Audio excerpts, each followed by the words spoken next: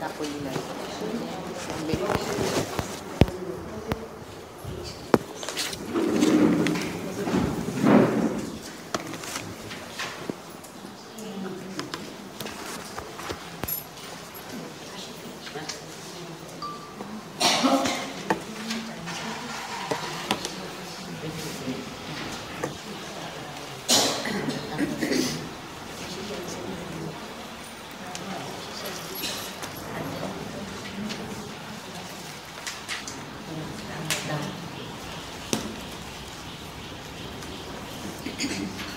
हे सुरुवात करायच्या आधी एक सांगते की थोडा माझा प्रकृतीचा हे प्रॉब्लेम आहे. काहीतरी करते, प्रयत्न करते बरं होण्याचं. कारण मला जायचं आहे आता नैनितालला. तिथे 15 दिवस बोलायचं हे सगळं डोळ्यासमोर आहे. पण एकच तुम्हाला आहे, म्हणजे मी परत येते 15 तारखेला आणि मी असं म्हटलं होतं की त्यानंतर लगेच जो बुधवार येतो तेव्हा मी वर्ग घेईन म्हणून. पण मी एक आठवडा पूर्ण विश्रांती घेणार आहे. त्याच्यानंतर म्हणजे किती तारीख येईल ते बघा तुम्ही. म्हणजे शेवटचा आठवडा असेल तो. नाही 20 नंतर मग 27 येईल. 27 येईल. कारण 20ला मी हां 27ला आपण वर्ग घेऊ. एक आठवडा जरा मला पूर्ण 4:30 वाजता असं ठरवलं. हां ते दुसरं म्हणजे आता उन्हाळा संपेपर्यंत आपण आपली वेळ 4:30 ते 6:30 अशी ठेवूया. 6:30 म्हणजे 6:15 6:30 जसं होईल तसं.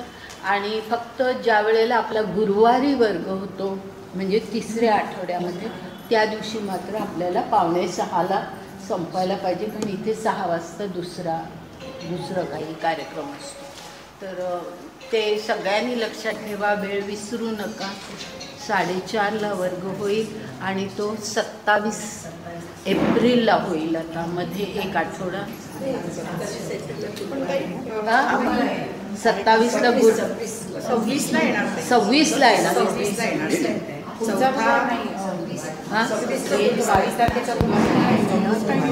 आता घेणार आहे ना. हां आत्ताचं घेणार आहे. 22चं घेणार आहे. तो 4 वाजता. हां तो 4ला. आणि मग त्यानंतर एप्रिलमध्ये जे होते 26 एप्रिल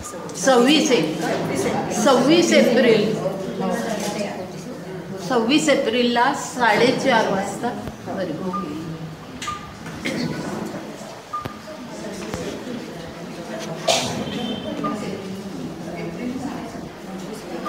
उन्हाळा जरा असतो म्हणून आपण 4:30 ठेवलाय. अगदीच बंद करण्यापेक्षा ठेवूया. चला सगळ्यांनी आपल्या वहीत लिहून ठेवा. नाही तर मग विसरता आणि मग कोणाला तरी फोन करायचे वगैरे असं नको. लिहूनच ठेवा की आता एकदम 26 एप्रिलला म्हणजे पुढचा आहे. 22 तारखेचा वर्ग आहे. त्यानंतर मात्र 26ला. आणि दुसरं सांगते की ते जे येत्या शनिवारी आता नैनितालला जाणाऱ्यांना जमायचं आहे त्या राजामंत्री ह्याच्यामध्ये उद्यानामध्ये.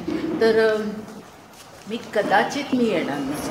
तर तुम्हाला जे काही विचारायचं ते मोकळेपणाने कुठल्याही शंका मनामध्ये ठेवू नका आणि त्याप्रमाणे करा. आणि 22 तारखेला आपण ज्या वेळेला जमू त्यावेळेला जे कोण जाणार आहोत आपण नैनितालला आपल्याला जर काही ठरवायचं असेल तर आपण त्यावेळेला ठरवूया.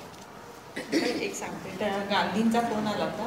तुम्ही सगळ्यांनी त्या 18 तारखेला याल ना तेव्हा तिकीटं घेऊन या. पण त्या काहीतरी विमानाच्या वेळामध्ये 2-5 मिनटं असं काहीतरी हे झालेलं आहे. म्हणजे तुम्ही त्याच्यावर लिहून घेऊ शकाल. परत तो गोंधळ म्हणजे फार नाही आहे, 5-10 मिनिटाचा फरक झाला. बरोबर. तर सगळ्यांनी आपापली तिकीटं घेऊन या. नसतील तर माझ्याकडून घ्या. आहेत माझ्याकडे एक्स्ट्रा. आणि सगळ्यांच मागायला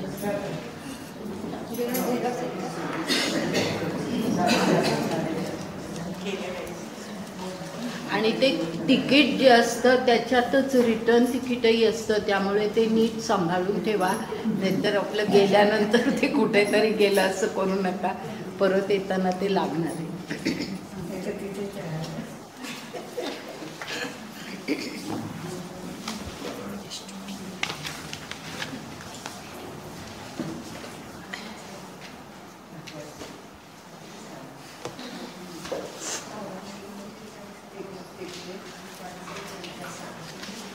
मला असं वाटतं की आपण 10व्या श्लोकानंतरच्या ओव्या घेतल्या. 140 म्हणजे 10व्या श्लोकानंतरच्या त्या ओव्या आहेत.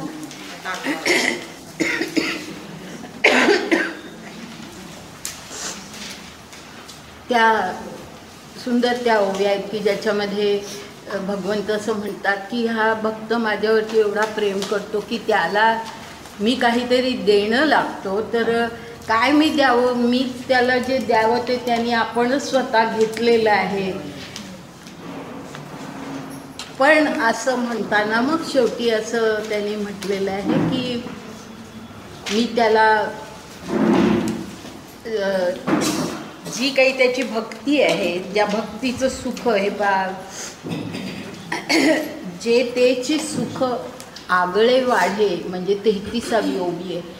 आणि काळाची दिठी न पडे हे आम्हा करणे, म्हणजे काळाचं कुठल्याही काळामुळे त्याचं हे होऊ नये. म्हणजे काळामुळे ह्याचे दोन्ही प्रकारे अर्थ होतात की एक म्हणजे की आज आपण केलं आहे, काही दिवस आपण केलं आहे, त्यानंतर आपण काहीतरी कारणाने ते सोडून दिलं, असंही काळाचा परिणाम असतो. आणि दुसरं म्हणजे काळाने जर देहांत झाला तर मग निदान ते पुढच्या म्हणजे एक तर ह्या जन्मामध्ये त्याला कधीही विसर पडू नये, हा पहिला भाग. आणि दुसरं म्हणजे जर समजा देहांत झाला तर पुढच्या जन्मीसुद्धा त्याचं ते जे प्रेम आहे ते तसंच सातत्याने राहावं हे आम्हा करणे असं म्हटलेलं आहे.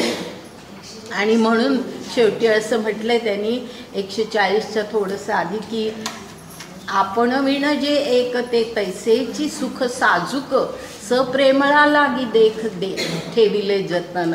आपण वे म्हणजे स्वार्थ ज्याच्यात नाही अशा प्रकारचं साजूक अत्यंत शुद्ध असं प्रेम ज्याच्यामध्ये स्वार्थाचा लवलेश नाही अशा प्रकारचं प्रेमसुख ह्या भक्तांसाठी, ज्याला त्यांनी साजूक म्हटलंय, अगदी शुद्ध असं ह्या भक्तांसाठी, प्रेमळ माझ्या भक्तांसाठी मी असं प्रेम जतन करून ठेवतो असं म्हटलेलं आहे.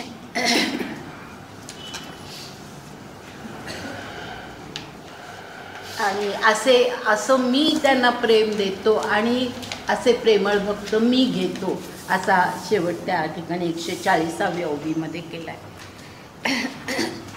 आता आज असं मी हे वाचत होते त्यावेळेला लक्षात आलं की हा जो 10वा श्लोक आहे, मी हल्ली श्लोक फार घेत नाही आहे, ओव्या फार सुंदर आहेत. श्लोकामध्ये एका गोष्टीचा उल्लेख आहे आणि तो मला स्पष्ट करावा असं वाटतं, कारण तो तसा स्पष्ट ह्या ओव्यांमध्ये झालेला नाही आहे. आणि तो उल्लेख असा आहे, पहा 10वा श्लोक असा आहे की त्याच्यामध्ये तेषां सतयुक्तानां भजतां प्रीतिपूर्वकं ददामि बुद्धियोगं तं येन माम उपयन्ति ते, असं त्याने म्हटलेलं आहे. तर ते जे आहे ददामि बुद्धियोग असा हा जो उल्लेख आहे, बुद्धियोग हा शब्द आपल्याला गेला आहे, आठवतं आपल्या 2-3 अध्यायामध्ये. बुद्धियोग म्हणजे काय की बुद्धी स्थित राहणं, आत्मा आणि परमात्मा ह्या तत्वावरती आपली बुद्धी स्थित राहणं, ती विचलित न होऊ देणं, हा बुद्धियोग. आता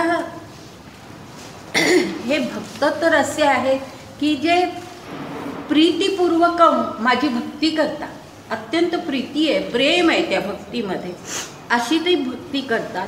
आणि अशी भक्ती करायला ज्ञानही लागतं, ज्ञानाशिवाय अशी भक्ती होतच नाही. आपल्याला स्वतःला विसरून जेव्हा माणूस एखाद्या दुसऱ्या कोणावरती ज्या वेळेला प्रेम करतो त्यावेळेला अर्थातच त्यामागे फार मोठी जाणीव असते. ज्ञान याचा अर्थ जाणीव, खूप मोठी जाणीव असते आणि ती जाणीव तर यांच्यामध्ये आहे. असं असताना असं का म्हटलंय ददामी बुद्धियोगम, असं का म्हटलंय? मग आता ज्ञान तर त्यांच्याकडे आहे, भक्ती तर त्यांच्याकडे आहे, हे दोन्ही आहे. मग बुद्धियोग मी देतो, ददामी म्हणजे मी त्यांना देतो, मी बुद्धियोग त्यांना देतो, असं का म्हटलं असावं असा विचार करावा असं मला लक्षात आलं. आणि म्हणून थोडंसं स्पष्टीकरण त्याचं करते की बुद्धियोग याचा अर्थ आपल्याला माहिती आहे की बुद्धी आपली परमेश्वर तत्वावरती आणि आत्मतत्वावरती ती बुद्धी स्थिर होणं हा बुद्धियोग. स्थितप्रज्ञता ज्याला दुसऱ्या भाषेमध्ये दुसऱ्या शब्दामध्ये म्हटलेलं आहे स्थितप्रज्ञता, ती प्रज्ञा आपली बुद्धी स्थित असणं. आणि कुठे स्थित असणं तर आत्मा आणि परमात्मा ह्या तत्वावरती ती स्थित असणं, अशी त्याला बुद्धियोग असं म्हटलेलं आहे आत्तापर्यंत. आता मग हा बुद्धियोग त्यांना मी देतो असं का म्हटलं असावं? ह्याचं कारण असं की हे जे प्रेमळ भक्त आहेत, जे ज्ञानपूर्णतेनी आणि प्रेमपूर्वक अशी माझी भक्ती करतात, असे हे जे भक्त आहेत, ह्यांना जे ह्या दुसऱ्या पुढच्या काही ठिकाणी असं म्हटलं की काळाची दिठी न पडे असं जे म्हटलेलं आहे ना, त्याचा अर्थच असा होतो की म्हणजे त्याच्यामध्ये खरं ह्याचा बुद्धियोग हा शब्द न वापरता ज्ञानदेवांनी अशा प्रकारे त्याचं वर्णन केलं आहे, काळाची दिठी न पडे. म्हणजे कुठल्याही वेळेला त्यांची ती मनातली ज्ञानपूर्ण आणि प्रेमपूर्ण भक्ती नाहीशी होऊ नये असा बुद्धियोग मी त्यांना देतो, असा त्याचा अर्थ आहे की काळाची दिठी न पडे असं ज्ञानदेव म्हणतात ह्या ठिकाणी. म्हणजे विनाशकाले विपरीत बुद्धी म्हणतात. हां, विनाशकाले विपरीत बुद्धी, हे बरोबर, अगदी बरोबर. पण असं का होतं तर तुम्ही आता त्याच्या मागे आपण लक्षात घ्यायचं की तुम्हाला जर आठवत असेल की ह्या अष्टांग योगातल्या ज्या 8 पायऱ्या आहेत त्याच्यामधल्या अगदी सर्वात कठीण पायरी निसर्गाकडा प्रत्याहार. आठवतं प्रत्याहार, की ज्या ठिकाणी जे कोणी त्यावेळेला होते त्यांना आठवत असेल की त्याचा उल्लेख किंवा स्पष्टीकरण असंच आपण केलेलं होतं की प्रत्याहार ही अशी पायरी आहे की आत्तापर्यंत केलेली साधना जी आहे ती कुठल्या तरी कारणाने जाऊ नये असं इतकं नियंत्रण स्वतःवरती ठेवणं आणि त्याच मार्गाने पुढे जाणं त्याला प्रत्याहार असं म्हणतात. म्हणजे प्राणायामापर्यंतचं सगळं जे काय आहे की यम नियम आसन हे सगळं करत करत प्राणायाम आणि मग प्रत्याहारापर्यंत ज्या वेळेला येतात त्यावेळेला शक्यता असते की तो निसर्गाकडे आहे. कधी आपला पाय घसरेल सांगता येत नाही, कुठल्या मोहामध्ये आपण पडू, कुठल्या कारणाने आपण ज्या मार्गाला लागलो त्या मार्गापासून आपण परावृत्त हो, हे काही सांगता येत नाही. आणि हे सामान्य माणसाच्या तर नव्हे, अगदी मोठमोठ्या ऋषीमुनींच्या बाबतीतही हे घडलेलं आहे. तर त्यामुळे प्रत्याहार ही अत्यंत कठीण अशी पायरी अष्टांग योगातली मानली जाते. आणि म्हणून प्रत्याहारापर्यंत तुम्ही पोचलात, ते एकदा का प्रत्याहाराचा तो कडा तुम्ही चढलात की मग त्याच्या पुढे पठार आहे, सरळ जायचंय. मग तुम्हाला वर चढायचं नाही, तुम्ही पोचलात आता वरती. आणि म्हणून मग धारणा म्हणजे जे आत्तापर्यंत मिळवलंय ते टिकवून ठेवायचं, त्याची धारणा करायची आणि धरून ठेवायचं, ते टिकवून ठेवायचं ती धारणा. मग ती एकदा झाली की मग तुम्ही ध्यान करू शकता आणि मग त्याच्या पुढची पायरी म्हणजे समाधी. म्हणजे प्रत्याहार ही अत्यंत महत्त्वाची पायरी जी आहे, ती पायरी माणूस चढणं हे अतिशय कठीण असतं. आणि तो ह्या ठिकाणी आहे की ददामी बुद्धियोग असं म्हणताना हा आतला भाव आहे की चुकून सुद्धा त्यांच्याकडून असं घसरण होऊ नये, अधपात होऊ नये, त्यांची अधोगती होऊ नये. ज्या मार्गाला ते लागले आहेत त्यांचं ते माझ्यावरचं प्रेम आणि त्यांचं ते माझ्याबद्दलचं सर्व ज्ञान जे काही त्यांनी आत्तापर्यंत त्यांच्या हृदयात निर्माण झालेलं आहे आणि त्यांच्या आचरणात व्यक्त होत आहे ते तसंच राहावं. हा बुद्धियोग. ह्या ठिकाणी बुद्धियोगाचा हा अर्थ आपण घ्यायचा आहे की बुद्धियोग, ददामी बुद्धियोग, याचा अर्थ की त्यांची बुद्धी जराही विचलित होऊ नये, ती बुद्धी स्थिर राहावी भगवंतावरती, ईश्वरावरती. त्यांचं जे प्रेम आहे, जे त्या ज्ञानाच्या आधारे ते जे काही जीवन जगत आहेत ते कायम राहावं. हा बुद्धियोग जो आहे तो मी त्यांना देतो. असं ददामी बुद्धियोग हे एक महत्त्वाचा भाग आहे. थोडासा त्याचा उल्लेख या ठिकाणी म्हणजे त्याचा आपण नुसतंच काळाची भीती न पडे असं म्हटलं तर कदाचित तितकं ते स्पष्ट होणार नाही, म्हणून मी ह्या श्लोकातला हा शब्द मुद्दाम स्पष्ट केला. तर अशा प्रकारचं आहे की भक्त आपलं प्रेम तर देतातच भगवंताला, पण भगवंतसुद्धा त्यांच्यासाठी हे करतो की ददामी बुद्धियोग, की पुन्हा ते विचलित होऊ नये, ते स्थिर राहावेत आणि त्यांची जी काही वृत्ती आहे, त्यांचं जे काही ज्ञान आहे, जे काही प्रेम आहे ते तसंच टिकून राहावं यासाठी भगवंत प्रयत्न करतो. असं हे सर्व आता इथपर्यंत 140 पर्यंत आपण पाहिलं. आता त्याच्या पुढे आपण जातोय, ओव्याच पाहतोय. ह्या ठिकाणी थोडासा उल्लेख मी श्लोकाचा करणार आहे, पण तो नंतर करणार आहे.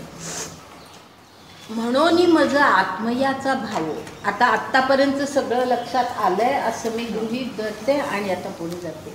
म्हणून मज आत्मयाचा भाव, जिही जियावया केला ठाओ, एक मी वाचुनी वावो येर मानिले जिही. आता या ठिकाणी हा जो आत्मयाचा भाव असं म्हटलं आहे ना, त्याचा नीट अर्थ लक्षात घ्या की खूप वेळेला त्याचा आत्मभाव किंवा आत्मस्वरूप वगैरे अशा प्रकारचे अर्थ पुस्तकांमध्ये दिसतात, पण त्याचा सखोल अर्थ आपल्याला नीट लक्षात घेतला पाहिजे. आणि तो असा आहे की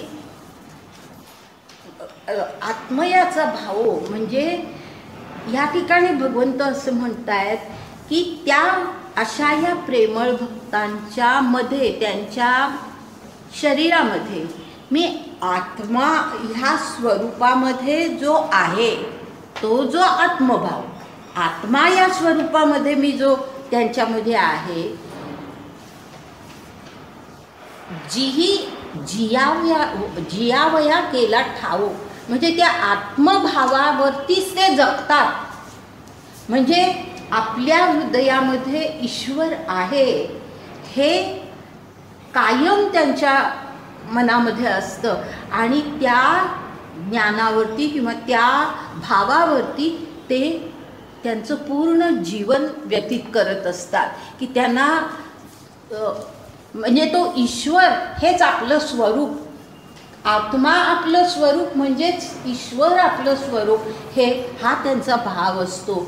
आणि अशा प्रकारे ते म्हणजे एकमेव त्यांचं ठिकाण म्हणजे त्यांच्या हृदयामध्ये असलेला ईश्वर, त्याच्यावरती त्यांची जी काही श्रद्धा असते, त्यांच्या हा जो भाव शब्द आहे ना, त्याचा उल्लेख पहा, तुम्हाला आठवत असेल तर फार आधी 3ऱ्या किंवा 4थ्या अध्यायामध्ये मदभावम आगतः असा उल्लेख आलेला होता. आठवतंय तुम्हाला? मदभावम आगतः. मदभावम आगतः ह्याचा अर्थच तो होतो की मद म्हणजे ईश्वर म्हणतोय की तू माझा जो भाव आहे तो तू आत्मसात कर. आणि माझा भाव याचा अर्थच तो होतो की जो मी तुझ्या हृदयामध्ये आहे त्याच्याकडेच तुझं फक्त चित्त स्थिर राहू दे.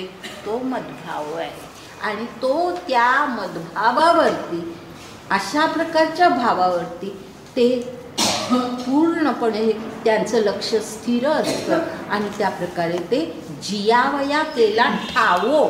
ह्याचा अर्थ म्हणजे त्यांचं सगळं जीणं, त्यांचं सगळं जगण्याचं एकमेव ठिकाण काय आहे तर तो हृदयस्थ ईश्वर. हे त्यांचं जगण्याचं ठिकाण आहे. एक मी वाचोनी वावो येर मानिले जिही.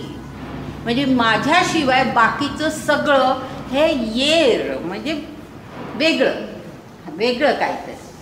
येर मानले. एक मी वाचूनी वावो येर मानिले. वावो ह्याचा अर्थ व्यर्थ. बाकीचं सगळं हे व्यर्थ ज्यांनी मानलेलं आहे. फक्त मी हाच त्यांच्या दृष्टीने महत्त्वाचं आहे असं या ठिकाणी म्हटलंय भगवंतांनी. तया तत्वज्ञा चोखटा दिवी पोतासाची सुभटा. मग मीची होऊनी दिवटा पुढा पुढा चाले. म्हणजे असं हे त्यांना तत्वज्ञ म्हटलंय कारण त्यांना ज्ञान मिळालेलं आहे. ईश्वराचं आणि आत्म्याचं ज्ञान मिळालेलं आहे म्हणून त्यांना तत्वज्ञ म्हटलेलं आहे.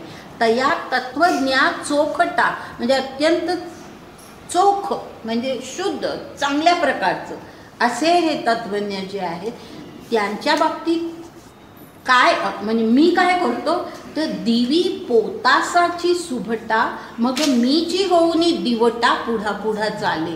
पोतासा ह्याचा अर्थ असा ज्याला मशाल घेऊन चालणारा म्हणतात म्हणजे पोतासा. मशाल घेऊन पुढे चालणारा म्हणजे पोतासा. दिवी पोतासाची सुभटा.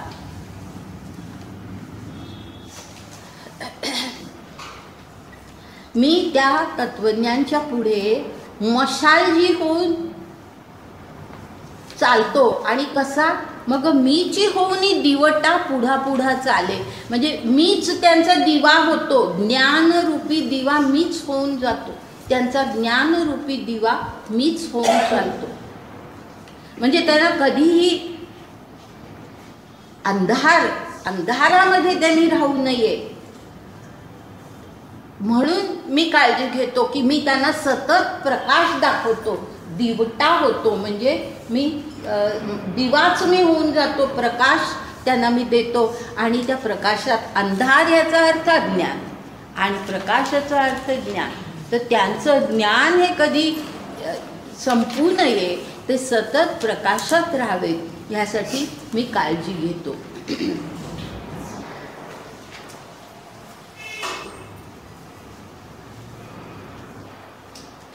आता हे श्लोक जो आहे ना त्या श्लोकातला एक दोन शब्द लक्षात घ्या तुम्ही. फक्त सगळा श्लोक जरी नाही लक्षात घेतला तर हा 11व्या श्लोकामध्ये अगदी पहिला जो भाग आहे तमहापर्यंतचा तर त्याच्यात महत्त्वाचा जो भाग आहे तो तेषा अज्ञान तमहा म्हणजे त्यांचं अज्ञान रूपी तम म्हणजे अंधार. अज्ञानाचा अंधार त्यांच्यामध्ये कधी निर्माण होऊ नये किंवा झाला तर तो नाश व्हावा म्हणून पुढे म्हटलेलं आहे की पुढचा भाग जो आहे 11व्या श्लोकातला जो पुढचा जो भाग आहे त्याच्यामध्ये मध्ये शब्द आहेत बघा. आत्मभावस्थ ज्ञान आत्मभावस्था ज्ञानदीपेन असं जे मधले शब्द आहेत ना त्याचा अर्थ असा आहे की मी भगवंत म्हणतायत की मी आत्मभावस्थ ज्ञानदीपेन. ह्याचा अर्थ फार सुंदर आहे. ह्याचा अर्थ असा आहे की मी आत्मा ह्या रूपामध्ये त्यांच्या आतमध्ये आहे. आत्मभावस्थ म्हणजे मी आत्मा या रूपामध्ये त्यांच्या आतमध्येच आहे आणि आतून मी त्यांना ज्ञानाचा प्रकाश देतो, असा त्याचा अर्थ आहे की मी त्यांच्या आतमध्ये आहे आणि मी आतून त्यांना ज्ञानाचा प्रकाश देतो असं म्हटलेलं आहे. कारण हा प्रकाश जो आहे हा दिव्याचा प्रकाश नाही आहे, हा बाहेरचा प्रकाश नाही, बाह्य प्रकाश नाही आहे. हा कसला प्रकाश आहे? ज्ञानाचा प्रकाश आहे. आणि ज्ञान जे असतं ना ते ज्ञान हे बाहेरून येत नाही. खरं जे ज्ञान असतं ते आतच निर्माण व्हावं लागतं, आतच निर्माण व्हावं लागतं. त्यासाठी आपण धर्मग्रंथ वाचू, आपण सगळं समजावून घेऊ, त्याच्यातून आपल्याला काहीतरी माहिती मिळेल, त्याच्यातून आपल्या विचारांना काही प्रगल्भता येईल. ज्ञान मिळत नाही, हे लक्षात घ्या. ज्ञान जे असतं ते आतून निर्माण व्हावं लागतं. आतच आपल्याला अंतस्फूर्तीने, अनुभूतीने ज्ञान निर्माण होतं. आणि ते ज्ञान जे आहे ना, ते ज्ञान इथे ईश्वर म्हणतोय की मी त्यांच्या अंतस्थ राहून, त्यांच्या हृदयामध्ये, आतमध्ये, मी आत्मा या स्वरूपामध्ये राहून मी आतूनच प्रकाश देतो. काय सुंदर कल्पना आहे की बाहेरचा हा प्रकाश नाही आहे, कुठल्याही ग्रंथ वाचून मिळणारा हा प्रकाश नाही आहे, आतून हा प्रकाश त्यांना मी देतो. आणि असा आत्मभावस्थ ज्ञानदीपेन, हे फार सुंदर आणि महत्त्वाचे शब्द आहेत. म्हणून मी तेवढेच फक्त सांगितले की मी आतमध्ये त्यांच्या आहे, त्यांचा आत्मा या स्वरूपामध्ये मी आहे आणि तिथून आतून मी ज्ञानाचा प्रकाश देतो. कारण ज्ञान हे कधी बाहेरून मिळत नसतं. ज्याला ज्ञान म्हणतात, आपल्या अध्यात्मामध्ये ज्याला ज्ञान म्हणतात ते बाहेरून मिळत नसतं, हे आतूनच निर्माण व्हावं लागतं, अंतस्फूर्तीने निर्माण होतं. अगदी आपला साधा अनुभव लक्षात घ्या की एखाद्या वेळेला आपल्या मनामध्ये एखादा खूप काहीतरी चांगला विचार येतो किंवा असा विचार येतो की अरे आपण काहीतरी जे करतोय हे बरोबर नाही आहे, कुठेतरी आपलं चुकतंय. हा जो आतल्या आत आपण बोलत असतो, बरोबर आहे की नाही? हा सगळ्यांचा अनुभव आहे की आतल्या आत आपलं विचारांचं चक्र चालू असतं की आपण असं म्हणतो, तसं म्हणतो, हे जे काही घडत असतं हे सगळं आतमध्ये घडत असतं. म्हणजे हे जे चांगले विचार जेव्हा कधी येत असतात ते आतून येत असतात. बाहेरून वाचून फार तर आपण थोडंसं आपल्या विचारांमध्ये, आपल्या नीतिमूल्यांमध्ये थोडासा फरक होईल एवढंच. पण खरं जे ज्ञान आहे ते कुठेतरी आतूनच येत असतं. आणि ते या ठिकाणी सांगितलेलं आहे की मी आत्मा या रूपामध्ये त्यांच्या आतमध्ये राहून आतूनच मी प्रकाश देतो आणि असं त्यांना ज्ञानाच्या प्रकाशात ठेवतो आणि त्यांचं जे अज्ञान आहे ते नाहीसं करतो. नाश या आदी शब्द आहे बघा, तमहा नाश, म्हणजे मी त्यांच्या जे अज्ञानाचा जो अंधार आहे तो मी नाहीसा करतो. आता ह्याही ठिकाणी मगाशी मी जे सांगितलं ते असंच की आता हे खरं म्हणजे तत्वज्ञ म्हटलंय त्यांना आणि तरी पुन्हा असं म्हटलंय. ह्याचं कारणच असं की अगदी तत्वज्ञ असू दे, खूप काहीतरी उंचीला पोचला असू दे, क्वचित अशी वेळ येऊ शकते की माणूस अज्ञानासारखा, म्हणजे अज्ञानी असल्यासारखा काहीतरी विचार माणूस करतो, कुठल्या तरी मोहाला बळी पडतो. आणि तसे होऊ नये म्हणून मी त्यांना आतून प्रकाश देतो. सुंदर कल्पना आहे.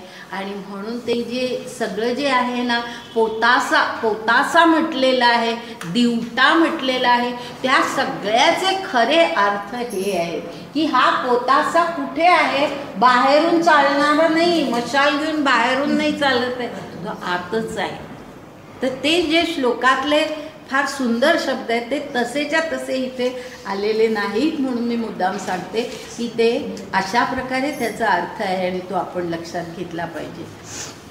आणि म्हणून आता 42पर्यंत आपण आलो. आता 43वी ओवी पहा. आता त्याचा अर्थ बरोबर लक्षात येतो. अज्ञानाची ये राती माझी, तयाची मिळणी दाटती, ते नाशुनी घाली परवती, करी नित्य उदयो. म्हणजे कधीतरी अज्ञानाची रात्र येते. अगदी माणूस उंचीला पोचला तरी सुद्धा कधीतरी काहीतरी हातून चुकतं, मनात चुकीचा विचार येतो, कुठला तरी मोह होतो, लोभ होतो, काही जे काही विकार सगळे आहेत ते कुठेतरी सगळं काम, क्रोध, लोभ, मद, मत्सर सगळे कुठले जे विकार आहेत ते कधीतरी एकदम वर येण्याची शक्यता, त्यांची उर्मी असते.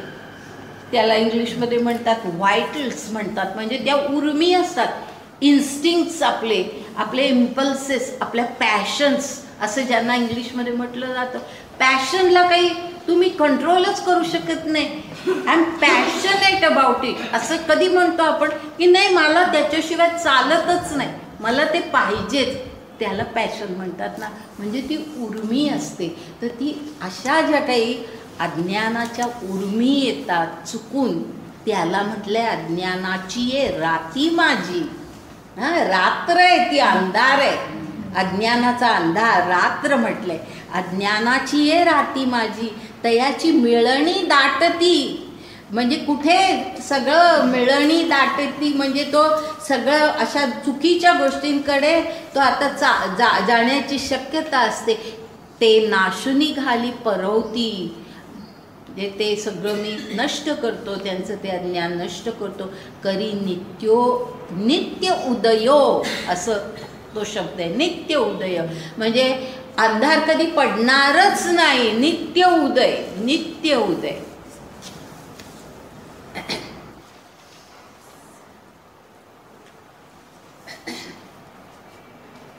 ऐसे प्रेमळाचेनी प्रियोत्तमे बोलिले जेथ पुरुषोत्तमे तेथ अर्जुन मनोधर्मे निवालो म्हणत असे. म्हणजे असं आहे जे काही सगळं भगवंत आतापर्यंत अत्यंत प्रेमाने आपल्या प्रियतम अशा ह्या अर्जुनाला जे काही श्रीकृष्णाने सांगितलं, जे काही भगवान श्रीकृष्ण म्हणाले, पुरुषोत्तम म्हटलेलं आहे ह्या ठिकाणी. आणि अगदी मी अनेक वेळा हे सांगितलं की बरोबर योग्य शब्द ज्ञानदेव वापरतात. या ठिकाणी पुरुषोत्तम म्हटलेलं आहे, कारण हा तुम्हाला माहिती आहे पुरुष हे 3 पातळ्यांवरती कसे असतात. क्षरपुरुष असतो, अक्षरपुरुष असतो आणि त्याच्यावरती पुरुषोत्तम असतो. बरोबर आहे ना. म्हणजे अक्षर पुरुष हा अत्यंत शुद्ध स्वरूपाचा खरं म्हणजे, पण अक्षर पुरुषापर्यंत आपण पोचलो तरी आपली प्रगती तिथेच पूर्ण झाली असं नसतं. आपण त्याच्याही पुढे जायचं असतं. ह्याचं कारण असं की हा अक्षर पुरुष जो आहे आपल्यामधला अत्यंत शुद्ध स्वरूप आहे आपलं. म्हणजे आपण सगळ्या दृष्टीने अगदी ज्याला सात्विक आपण वर्तन म्हणू तसं आपण सात्विक वर्तन करू, पण सात्विकाच्या पलीकडे जायचं आहे. आणि म्हणून गुणातीत ही जी कल्पना आहे ती तशी आहे. तर तो जो पुरुषोत्तम आहे ती सर्वात उंच, सर्वात उच्च अशी परिस्थिती की ज्या ठिकाणी आणि ह्या अक्षर पुरुष आणि पुरुषोत्तम ह्याच्यातला सर्वात महत्त्वाचा फरक असा की अक्षर पुरुष हा अत्यंत शुद्ध आहे, पण तिथपर्यंत पोचलं तरी आपली प्रगती नाही. याचं कारण असं की अक्षर पुरुष हा अत्यंत शांत आणि निष्क्रिय असतो. हे मी सांगितलेलं आहे पूर्वी, जे कोण होते त्यांना माहीत असेल. निष्क्रियता, कारण शांती ही त्याची तशी असते की तो कुठल्या क्रियेमध्ये सहभागी होतच नाही. तो आतमध्ये नुसता साक्षीदार असतो. प्रकृती काय करते ते करू दे, हा आतमध्ये शांत असतो, तो अक्षर पुरुष. क्षर पुरुष प्रकृतीमध्ये गुंततो, हा गुंतत नाही अक्षर पुरुष, पण अगदी शांत असतो. तर ती शांती लाभली पाहिजे आपल्याला, आंतरिक शांती लाभली पाहिजे. पण आंतरिक शांती लाभली याचा अर्थ आपण जर निष्क्रिय होऊन गेलो, आपण जर काही क्रियाच केली नाही, तर मग त्या ज्ञानाचा आणि सगळ्या आपल्या शुद्धतेचा काही उपयोगच नाही. तर म्हणून त्याच्या पलीकडे आपल्याला जायचं आहे. म्हणून ती सर्वात उच्च स्थिती कोणती, तर पुरुषोत्तमाची स्थिती ही सर्वात उच्च स्थिती. म्हणजे ईश्वराचीच ही 3 रूपं आहेत आणि ते त्याला म्हणून हे जे सर्वात उच्च रूप पुरुषोत्तम तो शब्द या ठिकाणी घातलेला आहे की असा तो पुरुषोत्तम आपल्या प्रियोत्तम अशा शिष्याला अर्जुनाला असं जे काही बोलिले जे तर पुरुषोत्तम आहे ते तर अर्जुन मनोधर्मे निवालो म्हणत असे. म्हणजे अर्जुन म्हणाला वा, म्हणजे आनंद झाला आहे अर्जुनाला. ते सगळे बोल ऐकून त्याला खूप आनंद झाला आहे, तो खूप शांत झाला आहे. आणि निवालो ह्याचा अर्थ मनोमनी त्याला सगळं पटलं आहे. ईश्वराचं त्या भगवान श्रीकृष्णाचं सर्व काही बोलणं त्याला सगळं पटलेलं आहे आणि तो त्यामुळे अत्यंत आनंदित झालेला आहे. आणि मग असा तो आनंदित झालेला तो अर्जुन आता पुढे काय बोलतोय. आता पुढे जे ह्याच्या पुढच्या जे ओव्या आहेत ना ते अर्जुनाचे बोल आहे आणि ते असे आहे. अहो जी अवधारा भला केरू फेडीला संसारा जाहलो जननी जठर जोहरा वेगळा प्रभू. म्हणजे अहो प्रभू अवधारा असं आहे ते. अहो प्रभू. आता अर्जुनाला श्रीकृष्णाचं खरं स्वरूप कळायला लागलेलं आहे. मी सांगत आले पहा अगदी पहिल्यापासून अगदी 2ऱ्या अध्यायात त्यांनी म्हटलंय शिष्यस्तेहम, मी तुझा शिष्य झालोय असं म्हटलंय. पण ते खरं शिष्यत्व नाही, कारण त्याला हा कोण आहे हे काही त्यावेळेला तोपर्यंत तो हा आपला मित्र आहे, आपला आप्त आहे, आपला अत्यंत परमप्रिय असा मित्र, अशीच सगळी त्याची समजूत आहे. आणि आपला सारथी आहे हीच त्याची समजूत आहे. आता त्याला ह्या अध्यायापासून आपल्या लक्षात येतं की त्याला आता कळायला लागलेलं आहे. आणि म्हणून तो काय म्हणतो, प्रभू म्हटलंय त्यांनी. अहो जी अवधारा प्रभू. अहो जी अवधारा म्हणजे लक्ष द्या मी काय म्हणतोय ते. भला केरू फेडीला संसारा जाहलो जननी जठर जोहरा वेगळा.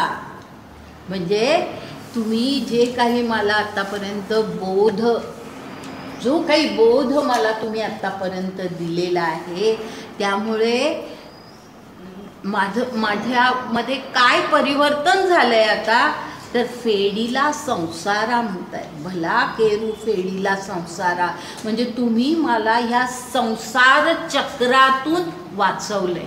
जन्म मृत्यूच्या चक्रातून तुम्ही मला वाचवलंय. फेडीला संसारा भला केरू म्हणजे तुम्ही मला आता ह्या संसार चक्रापासून माझं रक्षण केलेलं आहे.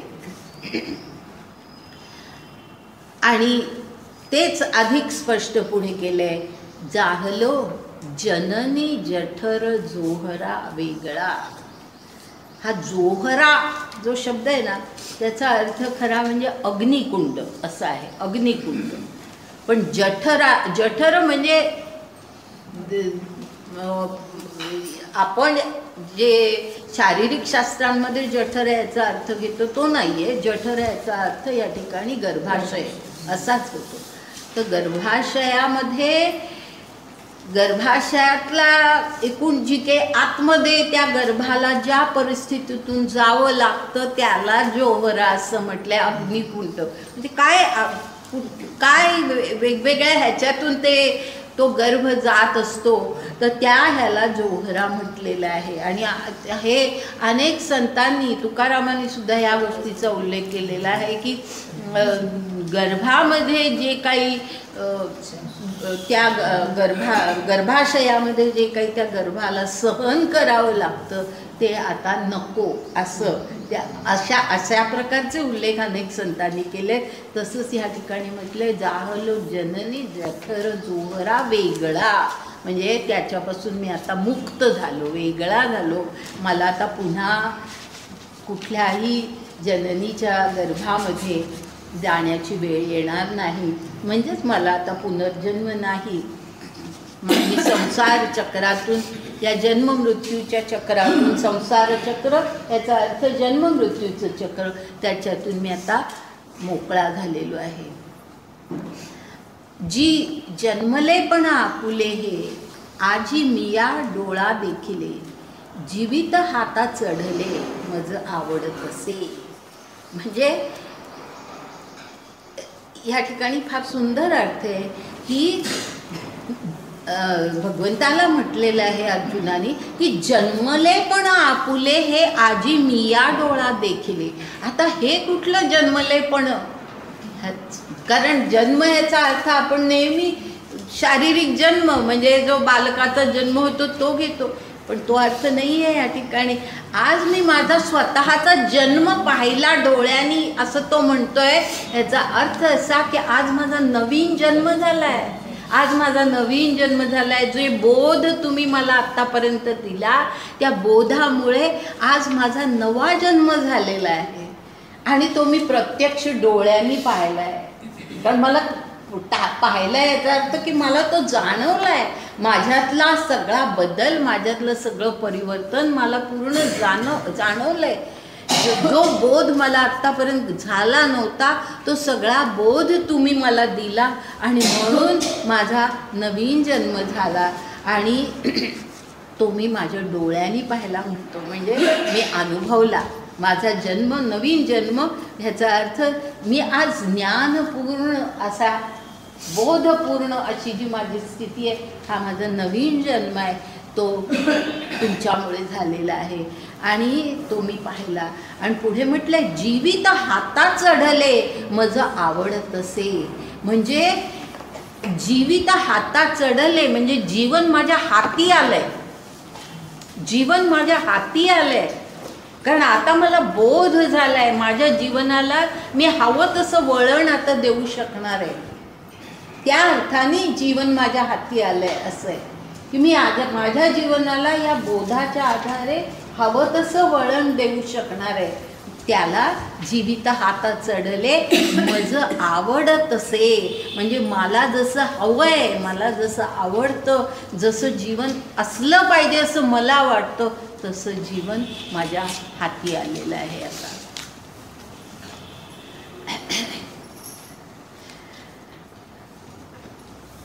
आजी आयुष्य उजवण जाहली. आता हे सगळं लक्षात येतं. उजवण म्हणजे उदय, अंधार सगळा गेलाय सगळा. खरं माझं दैव उदयाला आलं, खरं माझं दैव आज उदयाला आलं. उजवण जाहली याचा अर्थ माझं दैव आज उदयाला आलेलं आहे आणि माझी या दैवात दशा उदयली. हां, तोच अर्थ पुढे आहे की माझ्या दैवाची दशा आज उदयाला आलेली आहे. आणि का उदयाला आली आहे तर जे वाक्य कृपा लाधली दैविकेनी मुखे. वाक्य कृपा म्हणजे बोधकृपा. वाक्य काय म्हणजे ईश्वराचं वाक्य, याचा अर्थ ईश्वराने दिलेला बोध, त्याला म्हटलंय वाक्यकृपा. जो बोध दिला त्या बोधाला म्हटलंय वाक्यकृपा लाधली. आणि ती सुद्धा कशी तर दैविकेनी मुखे. म्हणजे त्या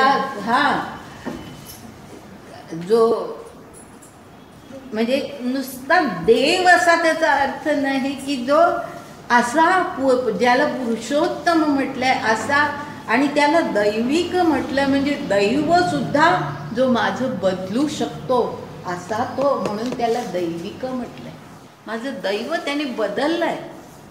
नाहीतर अर्जुन असा राहिला नसता. अर्जुन युद्ध सोडून निघाला होता. तर आज वाक्यकृपा, जे वाक्यकृपा लाधली दैविकेनी मुखे, म्हणून त्याला दैविक म्हटलंय. दैविक ह्याचा अर्थ देव नव्हे. दैविक म्हणजे माझं दैव बदलणारा आहे, तो दैविक आहे.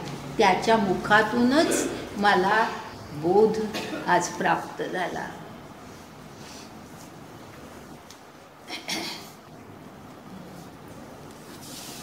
आता येणे, जाऊ ना पुढे.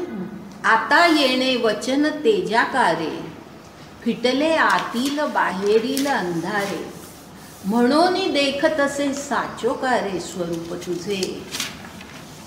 आता येणे म्हणजे ह्या वचन तेजाकारे, म्हणजे जे काही बोध वचन म्हणजे जे वाक्य, मगाशी म्हटले वाक्य, ते जे काही तू बोललास भगवंता, जे काही तू बोललास, तुझं जे वचन आहे म्हणजेच तुझं जे बोधवाक्य आहे त्याच्या तेजाकारे, म्हणजे त्याचं जे तेज आहे, त्याचा जो प्रकाश आहे, तेजस्वी असं ते बोध सगळा मला तू दिलाय. आणि त्याच्यामुळे काय झालंय, फिटले आतील बाहेरील अंधारे, आतला अंधारही फिटला, बाहेरचा अंधारही फिटला. हे म्हणजे आता मी बाहेरचा का म्हटलं हे पुढे जास्ती स्पष्ट होतं, पण बाहेरचा अंधार फिटला याचा अर्थ आता आपण जगाकडे कशा दृष्टीने पाहतोय तेही बदललं. तोही मी अंधारातच होतो, जगाबद्दलचं सगळं अज्ञानच होतं आणि आतमध्येही सगळं अज्ञानच होतं. म्हणून आतील बाहेर अंधारे म्हटले. आतील बाहेर अंधारे म्हणून देखतसे साचोकारे स्वरूप तुझे. तुझं मला खरं स्वरूप, साचोकारे स्वरूप म्हणजे अगदी खरं स्वरूप तुझं मला आज कळतंय, मला आज दिसतंय. कारण मी माझा बाहेरचा अंधारही फिटलाय, आतला अंधारही फिटलाय. आता अज्ञान नाही, आतही नाही आणि बाहेरही सगळं तेज आहे. आता तुझ्या या बोधामुळे जे सगळं तेज पसरलंय, जे सगळा प्रकाश पसरलाय, त्यामुळे हा सगळा अंधार संपलाय आणि मी तुझं खरं स्वरूप आता पाहते. कारण आत्तापर्यंत म्हणजे ह्याचा भाव असा की आत्तापर्यंत मी तुला जे पाहत होतो भगवंता, किंवा भगवंता नाही तो कृष्णाच म्हणत असेल की कृष्णा मी तुला आत्तापर्यंत जे पाहत होतो ते कोणत्या रूपामध्ये पाहत होतो, तर माझा एक सखा आहे, माझा सोबती आहे, माझा एक आप्त आहे, माझा अत्यंत जवळचा कोणीतरी आहे, ह्याच रूपामध्ये मी तुला पाहत होतो. हे चुकीचं होतं. तो तू नाही आहेस हे मला आज कळलंय. तो तू नाही आहेस म्हणजे मला जी तुझ्याबद्दलची जी काही ओळख माझ्या मनामध्ये होती ते चुकीचं होतं. ते आज गेलंय. तू आज माझा केवळ मित्र आणि हे असा नाही आहेस. तू कोण आहेस हे मला आता साचोकारे, म्हणून त्या साचोकारे या शब्दाला खूप सुंदर अर्थ आहे की मला तुझं खरं स्वरूप कळलं. म्हणजे तू एक माणूस नाही आहेस, कारण अवतार आहे ना, तो मनुष्य रूपामध्ये आलेला, ह्या पृथ्वीवरती आलेला एक ईश्वराचा अवतार आहे, मनुष्य रूप आहे त्याचं. बाकीची माणसं सुद्धा मनुष्य म्हणूनच त्याच्याकडे पाहतायत, अर्जुनही त्याला माणूस म्हणूनच पाहतोय. आता मला तुझं साचोकारे रूप कळलंय, तुझं खरं रूप कळलंय. फार पहा म्हणजे आता कशी त्याला हा कोण आहे ह्याची सगळी आता जाणीव व्हायला लागलेली आहे आणि ते तो सांगतोय त्याला की आता तू कोण आहेस हे मला कळलंय. पुढे आता 12व्या श्लोकानंतरच्या ओव्या. तरी होसी गा तू परब्रह्म. पहा स्पष्टच म्हटलंय की मला तर तुझं खरं स्वरूप कळलंय. काय स्वरूप कळलंय? होसी गा तू परब्रह्म. तू परब्रह्म आहेस हे मला आता कळलंय. होसी गा तू परब्रह्म. अरे कृष्णा तू परब्रह्म आहेस हे मला आता कळलंय. जे या महाभूता विसवते धाम, पवित्र तू परम जगन्नाथा. ह्या सगळ्या महाभूतांना विसवते धाम, याचा अर्थ की ही सगळी महाभूत शेवटी कुठे जाणार आहे तर तुझ्यापर्यंत येणार आहे. तुझं स्थान हेच त्यांचं शेवटचं स्थान आहे आणि तिथेच त्यांना गेलं पाहिजे. तर ते असं ते त्यांचं विसवते धाम म्हणजे त्यांचं शेवटचं विसाव्याचं ठिकाण कुठलं आहे तर तू आहेस. असा तू पवित्र परम जगन्नाथा असं म्हटलंय. हा जो जगन्नाथा शब्द आहे ना त्याच्यात सुद्धा फार सुंदर अर्थ आहे आणि तो असा आहे, म्हणजे आपण नेहमी फक्त जगाचा नाथ असा आपण अर्थ घेतो या शब्दाचा, पण त्याच्यामध्ये अशा प्रकारचा अर्थ आहे की हा जगन्नाथ म्हणजे कोण, तर ज्याच्याकडून माणसं लोक काही याचना करतात, सगळं जग ज्याच्याकडे काही मागण्यासाठी, काही याचना करण्यासाठी, प्रार्थना करण्यासाठी जातं, तो जगन्नाथ परमश्रेष्ठ असाही अर्थ घेता येतो.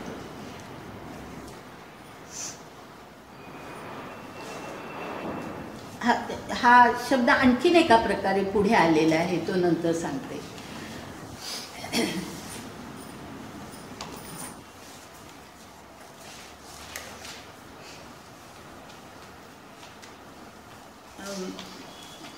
तू परम नाही, मधल्या आपण थोडेसे होऊया, कारण तेच पुन्हा पुन्हा आहे. आपण आता 151वी ओवी घेऊया. 151वी ओवी घेऊ.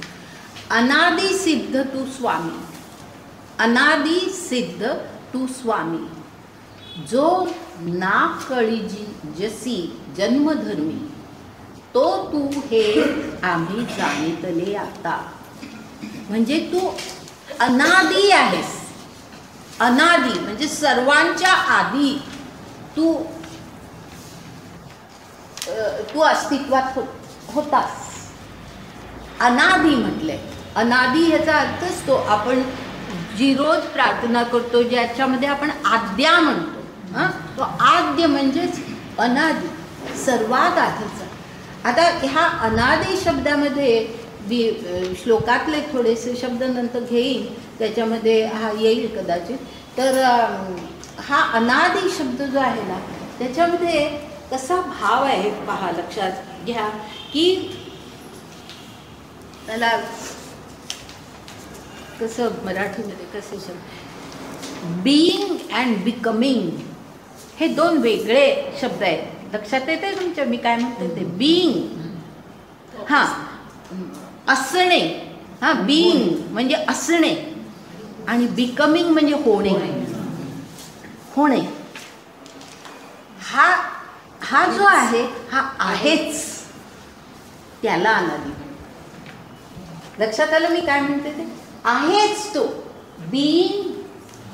आपण बिईंग नाही, आपण बिकमिंग असतो. आपण जन्माला येतो, आपण त्या ईश्वराच्या अवस्थेपर्यंत त्याच्याशी एकरूप होण्याचा आपण सगळा प्रयत्न केला, तरी सुद्धा आपण बिकमिंग, आपली अवस्था जी आहे ती बिकमिंग. आणि बिईंग याचा अर्थ आहेच तो, तसाच आहे. जे त्याचं रूप आहे, जे स्वरूप आहे ते तसंच आहे आणि तो आहेच पहिल्यापासून.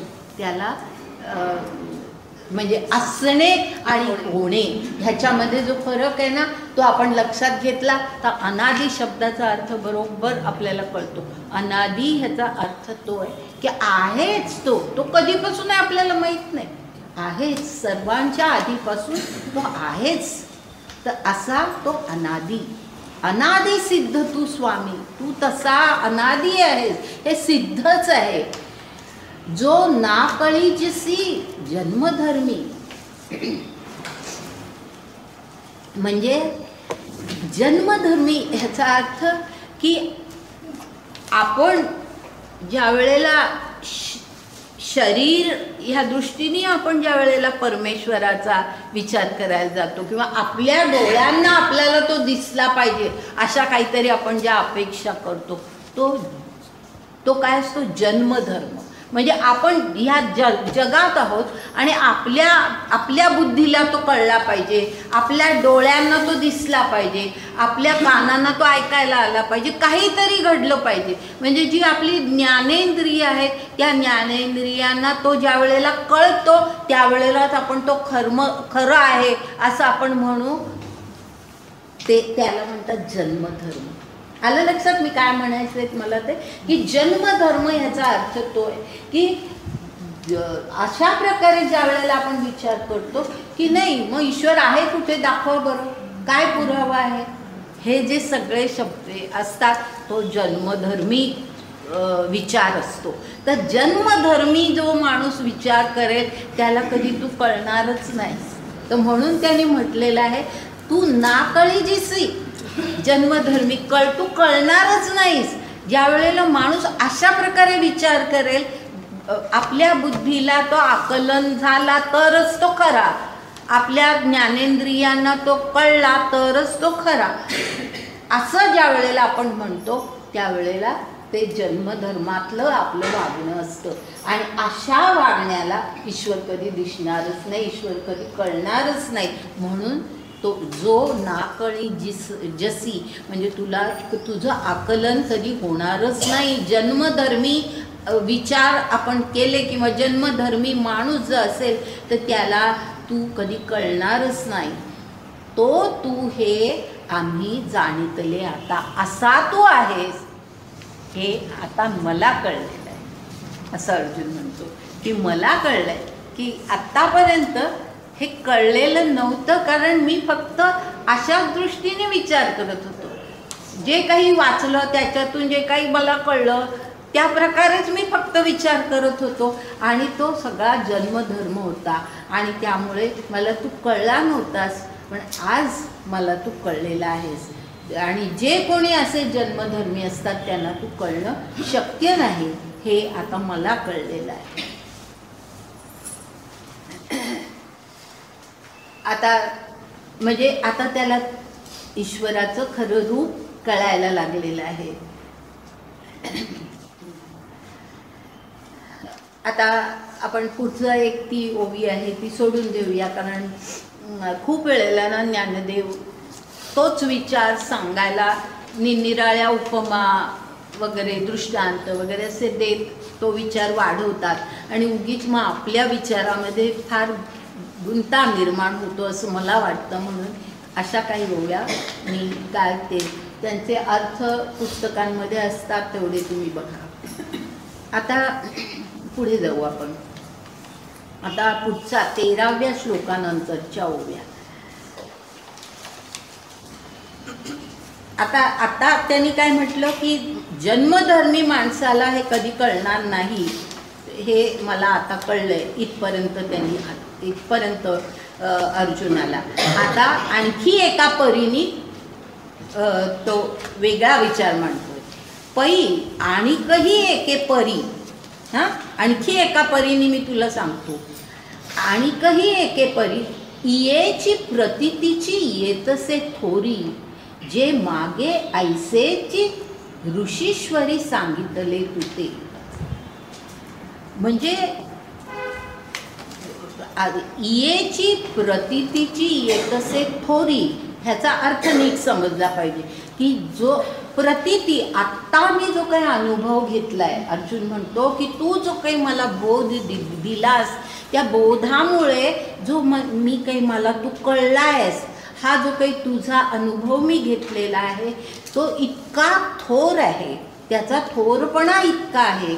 इयेची म्हणजे ह्या प्रतीतीची येतसे थोरी, ह्याची थोरी म्हणजे त्याचं थोरपण, त्याचं श्रेष्ठपण हे मला आत्ता कळतंय. आणि ते त्याला थोरपण किंवा श्रेष्ठपण असं तो का म्हणतोय हे आता पुढच्या सगळ्या भागामध्ये कसं स्पष्ट होतं बघा.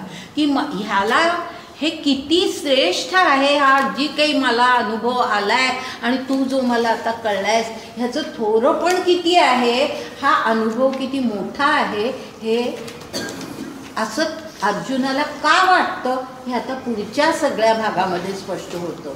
आणि ते कसं होतं तर आता पुढे पहा. इयेची प्रतीतीची येतसे थोरी, जे मागे ऐसेची ऋषीश्वरी सांगितले तुते.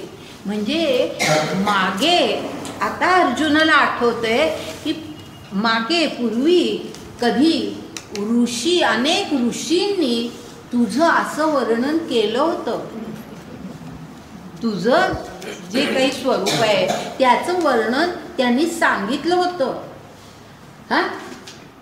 परी तया सांगतली याचे साचेपण हे आता देखतसे अंतःकरण. आलं लक्षात की तेव्हा त्यांनी सांगितलं होतं पण त्याचं साचेपण तेव्हा कळलंच नाही की काय थोर काहीतरी आपल्याला सांगतायत ईश्वराचं स्वरूप हे त्यावेळेला कळलंच नाही.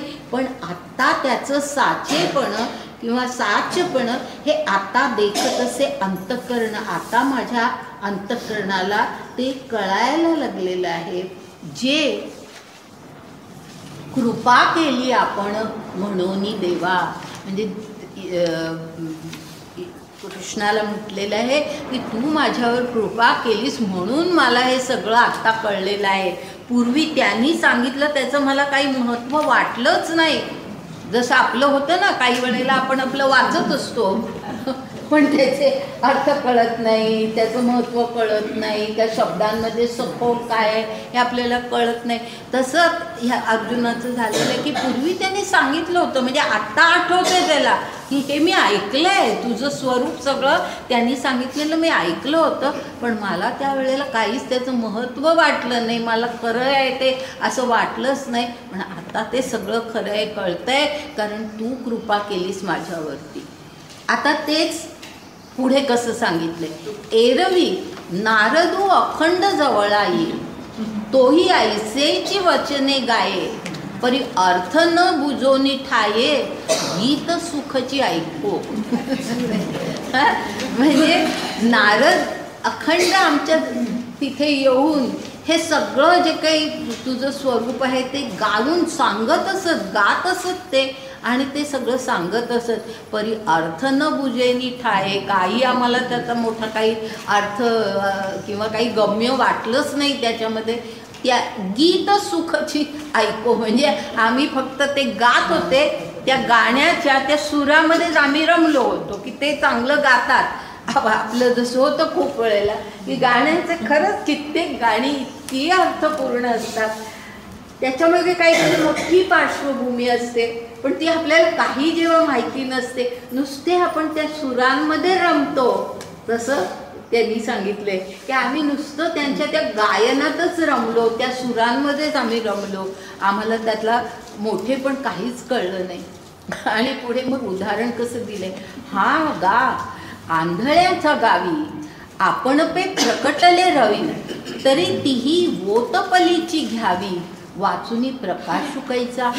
म्हणजे आंधळ्यांच्या गावी, सगळे गावामध्ये आंधळे आहे, अशा ठिकाणी रवी सूर्य प्रकटला, सूर्योदय झाला, त्यांना बिचाऱ्यांना काय दिसणार आहे, सूर्योदय त्यांना काही दिसणार नाहीये, त्यांना फक्त काय जाणवतं, ती वोतपलीची घ्यावी, ह्याचा अर्थ त्यांना फक्त ऊब वाढली आहे, उष्णता वाढली आहे, एवढंच त्यांना कळतं.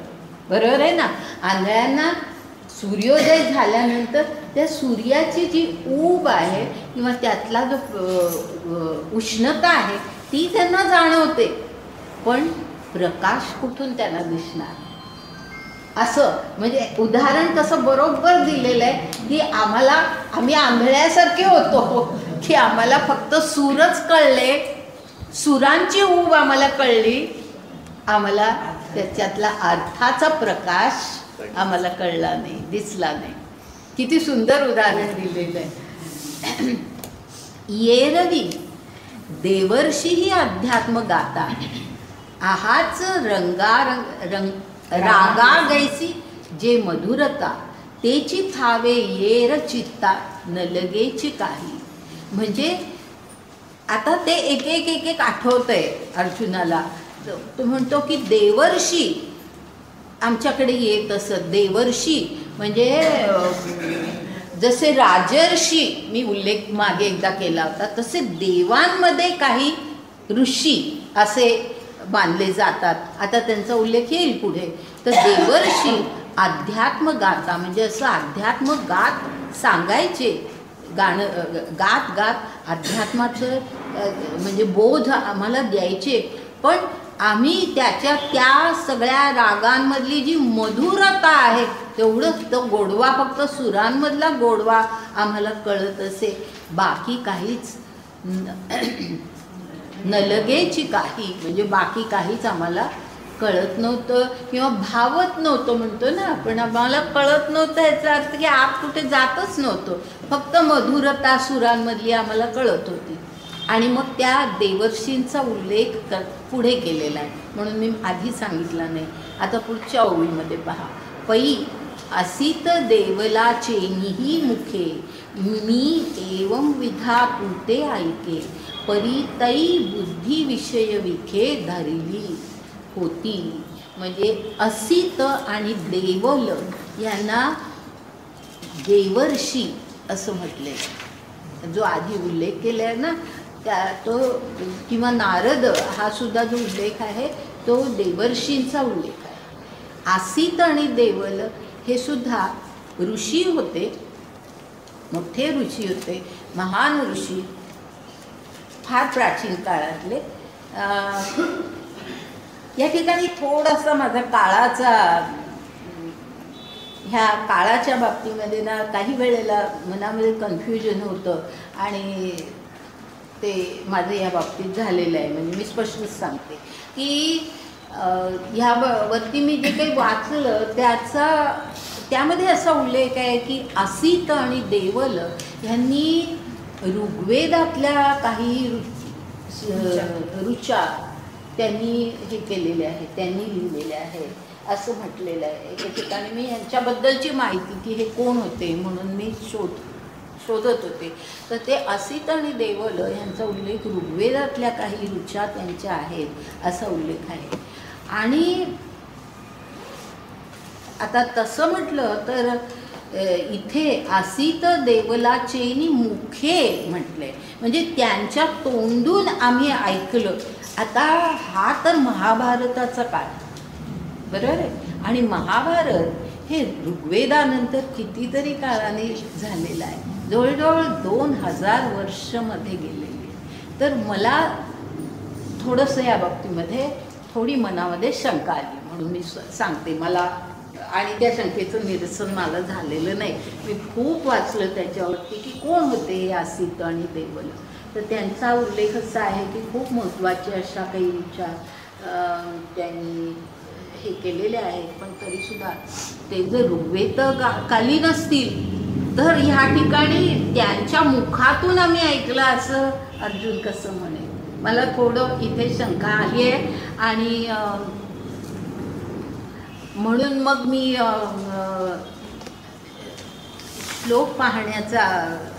श्लोक पाहिला तर तिथे पण असितो देवलो व्यास तर शक्य आहे कारण व्यास हे ह्या त्या काळामध्ये होतेच. त्यांच्याकडून ब्रवीमी असं म्हटलेलं आहे 13व्या श्लोकामध्ये. म्हणजे याचा अर्थ की त्यांच्या तोंडून मी ऐकलं असा याही ठिकाणी उल्लेख आहे. तर मी या बाबतीमध्ये फार काही सांगू शकत नाही कारण मी खूप वाचण्याचा प्रयत्न केला. पण असित आणि देवल हे जर इतक्या पूर्वीच्या काळचे ऋषी असतील तर ते महाभारताच्या काळात अर्जुन कसं म्हणेल की त्याच्या मुखातून ऐकलं. कदाचित ते इच्छामरणी असतील आणि त्यांचे दीर्घ आयुष्य ग्रंथांचे त्यांचे वंशज असित देवल असं असतं. जनक कसा आहे एकच जनक नाही असं त्यांनी एका लिहिलं एका पुराणात. म्हणजे तेच जनक अनेक आहेत एका तो पंतप्रधान कसा तसा जनक नाही. त्याचं म्हटलं सांगते मी तुम्हाला की पुराणामध्ये जे काही म्हटलेलं आहे ना त्याच्यावरती इतका आपल्याला विश्वास ठेवता येत नाही. कारण ह्याचं कारण असं म्हणजे मी पुराणांना काही कमी लेखते असं नव्हे, परंतु आपला जो सगळा हा काळ आहे ना ह्या वाङ्मयाचा त्याचा जर आपण विचार केला तर पहिला काळ वेदांचा धरला जातो. वेद उपनिषदांच्याच काळात ब्राह्मण ग्रंथ ज्यांना म्हटलं जातं, शतपथ ब्राह्मण वगैरे बरेच ब्राह्मण ग्रंथ आहेत.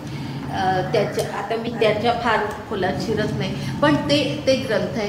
त्याच्यानंतर ही दर्शनं निर्माण झाली. हां, सांख्य वगैरे, सांख्य योग वगैरे हे जे आहेत ना नंतरचा काळ जो आहे तो दर्शनांचा काळ. आणि दर्शनांचा काळ आणि महाकाव्यांचा काळ हा त्याच्यानंतरचा काळ हां. आणि त्याच्याही नंतरचा जो काळ आहे ना तो पुराणाचा, त्याच्याही नंतरचा काळ. तर आता हे जो म्हणजे त्याला पुराणामधल्या सगळ्या गोष्टी आपण अगदी सत्य म्हणून धरू शकत नाही. ह्याचं कारण एक फार महत्त्वाचं कारण असं आहे की वैदिक काळामध्ये मी तुम्हाला असं सांगितलं होतं पहा की वैदिक काळामध्ये अनेक महत्त्वाच्या काही कल्पना ह्या थोड्या गुह्य स्वरूपामध्ये ठेवल्या गेल्या. कारण ज्या लोकांना ते जाणण्याची ज्यांची क्षमता नाही आहे त्या माणसांना जर आपण ते सांगितलं तर त्याचा काहीतरी दुरुपयोग होईल किंवा काहीतरी चुकीचंच वर्तन समाजामध्ये निर्माण होईल. असं होऊ नये म्हणून काही गोष्टी गुह्य ठेवल्या गेल्या वैदिक काळामध्ये. त्याच्यानंतर उपनिषदाच्या काळामध्ये असं झालं की उपनिषदाच्या काळामध्ये थोडीशी ही वृत्ती बदलली आणि अशा प्रकारे की त्याही काळामध्ये उच्च वर्णीय लोकांनाच ते त्यातलेच हे लोक असे की ज्यांना ते गुह्य शब्दांचं ज्ञान दिलं जायचं. पण काही कनिष्ठ वर्गातली सुद्धा काही माणसं त्या काळामध्ये होती. हा उपनिषदांचा आणि ब्राह्मण ग्रंथांचा काळ आहे. आणि त्याच्यानंतर मग हे बाकीची सगळी दर्शनं वगैरे झाली आणि त्या म्हणजे महाभारत वगैरे ही महाकाव्य झाली. आणि त्यानंतर पुराणांचा आणि तांत्रिक धर्माचा काळ भारतातला.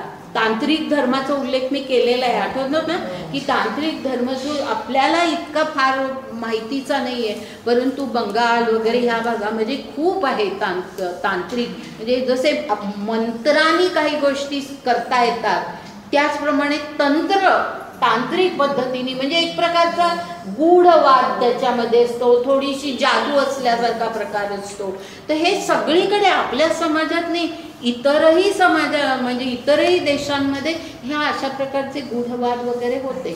तर तसा तो तांत्रिक धर्म आणि पुराण हा जो त्यांचा काळ आहे तो फार नंतरचा काळ आहे. आणि त्या काळामध्ये असं झालं की ज्या गोष्टी तोपर्यंत फार संस्कारित लोकांना अगदी ज्यांची बौद्धिक क्षमता म्हणजे ते सगळं जाणण्याची क्षमता ज्यांची उच्च आहे त्यांनाच फक्त सांगितलं जायचं.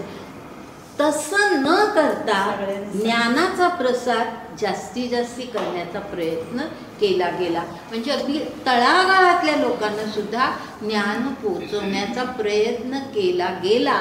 आणि मग त्यावेळेला काही विकृती त्यांना पटेल असं म्हणून ते त्यांना पटेल असं म्हणून किंवा त्यांनी पुढे आणि कोणाला सांगितलं त्याच्यामध्ये काहीतरी विकृत असं ज्ञान निर्माण झालं. अशा विकृती आपल्या ह्याच्यामध्ये निर्माण झाल्या आणि म्हणून पुराणांवरती पूर्ण विश्वास ठेवता येत नाही. लक्षात आलं. तर म्हणून हां आता पौराणिक जे काही सांगतात किंवा पुराणांमध्ये जे काही सांगितलेलं आहे त्याचं थोडं स्वरूप आपण हे लक्षात घ्यायला लागतं. म्हणून मी तसा ह्याचं स्पष्टीकरण न करता मला पहिल्यांदा असं एक वाटलं ह्याचं स्पष्टीकरण असं होऊ शकतं की जसं आपण आता ज्ञानेश्वर कुठे आहे पण आपण ज्ञानेश्वर असं म्हणाले हां असं आपण म्हणतो बरोबर आहे. ज्ञानेश्वर असं म्हणाले असं म्हणजे आपण जणू काही ऐकतोय, ज्ञानेश्वर म्हणतायत आपण ऐकतोय अशा प्रकारे. किंवा भगवंत असं म्हणाले आपल्या डोळ्यासमोर येतात त्या गोष्टी आणि ते आपण म्हणाले असं म्हणतो. तसा कदाचित हा भाग असू शकेल असं मला स्वतःला हे स्पष्टीकरण वाटतं. या पलीकडे नाही तर काळाचा विचार केला तर काळाच्या ह्याच्यामध्ये असित आणि देवल यांचा काळ फारच आणि इतकं त्या काळामध्ये आयुष्य खूप मोठं होतं वगैरे सगळं जरी असलं 2000 वर्ष वगैरे 1,500 ते 2000 वर्ष नक्की गेलेली आहेत त्यांच्यामध्ये. तर म्हणजे ह्या काळामध्ये आणि ऋग्वेदाच्या काळामध्ये. तर तसं मीरा के प्रभू कहत कबीर असं पण म्हणतो. हां तेच म्हणजे आपण सिग्नेचर. हां असंच म्हणतो ना की त्यांनी असं म्हटलं. तर तशा अर्थाने असेल की हे ग्रंथ त्या काळामध्ये ह्या पूर्वीच्या ऋषींचे ग्रंथांचं ज्ञान ह्या राजपुत्रांना सुद्धा दिलं जात असेल मौखिक परंपरेने जास्त. मौखिक परंपरेने आणि त्यांनाही दिलं जात असे. म्हणजे त्यांना काही केवळ फक्त शस्त्र अस्त्रांचंच ज्ञान नाही, त्यांना ह्या धर्मग्रंथांचंही ज्ञान दिलं जात असे. तर त्यामुळे असं म्हटलं असेल असं एक मला वाटतं. तर जाऊ दे, आपण त्या ह्याच्यामध्ये न पडता आपण पुढे अर्थ लक्षात घेऊ. आसीत देवलाचे निहिमुखे मी एवं विधा तू ते ऐके परी तै बुद्धिविषय विखे धारिली होती. म्हणजे त्यांच्याहीकडून मी तुझं सगळं स्वरूप ऐकलं. एवं विधा तू ते ऐके म्हणजे तू अशा स्वरूपाचा आहेस. एवं विधा तू ते ऐके म्हणजे तू अशा स्वरूपाचा आहेस, तुझं स्वरूप असं आहे, हे मी त्यांच्याहीकडून ऐकलेलं होतं. पण बुद्धिविषय विखे धारिली होती म्हणजे माझी बुद्धी त्यावेळेला त्या अध्ययनामध्ये गुंतलेली नव्हती. माझी बुद्धी विषय विषामध्ये माझी, कारण तारुण्याच्या काळामध्ये त्या गोष्टींकडे मी लक्षच दिलं नाही. माझं वय असं होतं की त्या वयामध्ये मी माझ्या मनामध्ये फक्त विषयांचा म्हणजे सगळ्या प्रकारची सुख ह्यांचा विचार जास्त होता. पुढे विषय विषाचा पडी पाडू गोड परमार्थू लागे कडू विषय तो गोडू जीवासी झाला. म्हणजे गोड परमार्थ लागे कडू म्हणजे जे चांगलं आहे ते आम्हाला नकोसं असायचं आणि विषय मात्र गोड वाटायचा. अशी आमची परिस्थिती त्यावेळेला होती. आणि आता मग पुढे म्हटलंय आणि हे आणिकांचे काय सांगावे राऊळा आपणची येऊनी व्यास देवे तुझे स्वरूप आघवे सर्वदा सांगिजे. म्हणजे आणखीन इतरांचा कशाला उल्लेख करू. राऊळा ह्याचा अर्थ राजवाड. राव किंवा राया म्हणजे राजा. तर त्या राऊचा किंवा रायाचा जे घर तो राजवाडा राऊळा.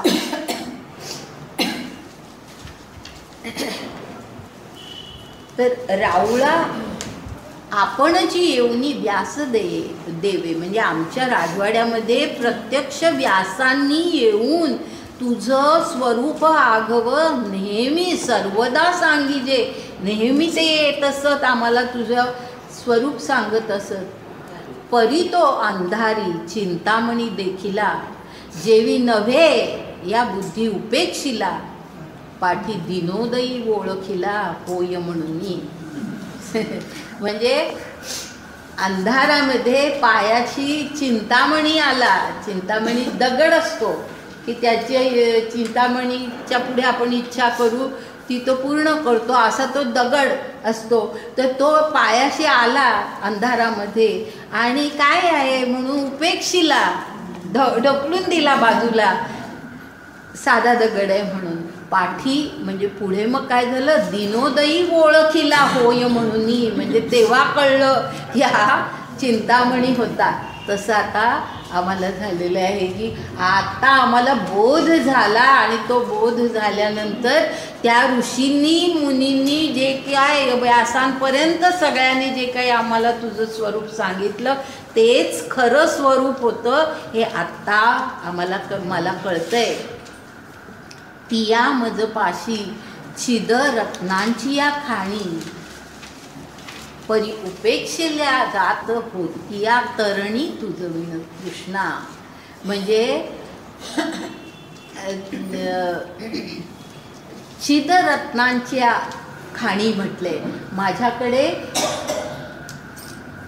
छिदच आहे ना ते छिद्र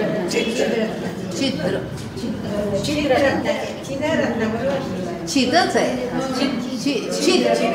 चित्तचा द होतो. छिद रत्नांची या खाणी. आता हा तो छिद रत्न हा जो शब्द आहे ना म्हणजे आता त्याचा अर्थ कळलाय तुम्हाला की त्या रत्नांच्या खाणी होत्या माझ्याकडे असं तो म्हणतो. तर आता चिद रत्न ह्याचा अर्थ काय तो आपण लक्षात घेऊ की चिद हा त्यातला जो शब्द आहे त्याचा अर्थ चैतन्य. चैतन्य चैतन्य चैतन्यरूपी रत्नांच्या खाणी माझ्याजवळ होत्या. म्हणजे चैतन्य ईश्वराचं सगळं स्वरूप कळणं म्हणजे चैतन्य. चैतन्याचं खरं स्वरूप म्हणजे चैतन्य हाती लागलं होतं, खाणच मुळी माझी होती असं म्हटलेलं आहे तिथे. चैतन्य माझ्या हाती लागलेलं होतं. चिद रत्नांची या खाणी. आणि चिद रत्न हा तो जो चिद शब्द आहे ना त्याचा दुसराही एक अर्थ होतो. त्याचा दुसरा अर्थ असा होतो ज्याला चित शक्ती असा काही वेळेला उल्लेख केला जातो. चित शक्ती म्हणजे चैतन्य ह्याचा दोन प्रकारे अर्थ घेता येतो. एक म्हणजे चैतन्य म्हणजे प्राण.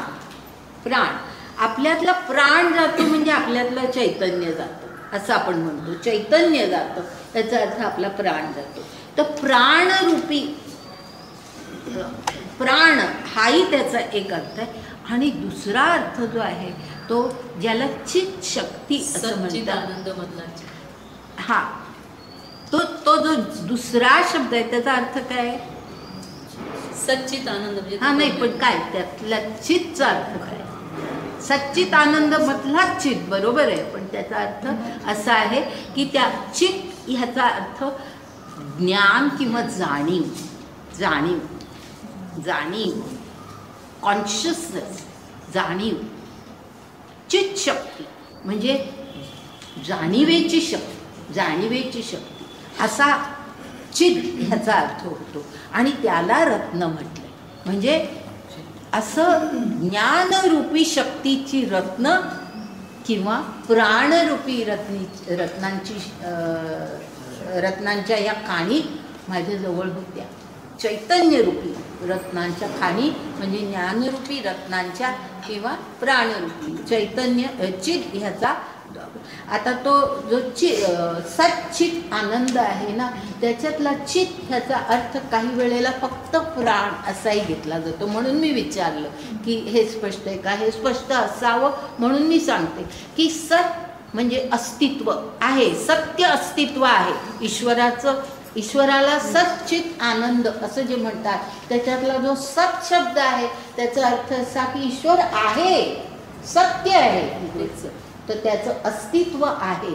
हे सत चित ह्याचा अर्थ चैतन्य आणि त्या चैतन्याचं हे दोन्ही अर्थ असतात की एक म्हणजे प्राणरूपी किंवा दुसरं म्हणजे जाणीव.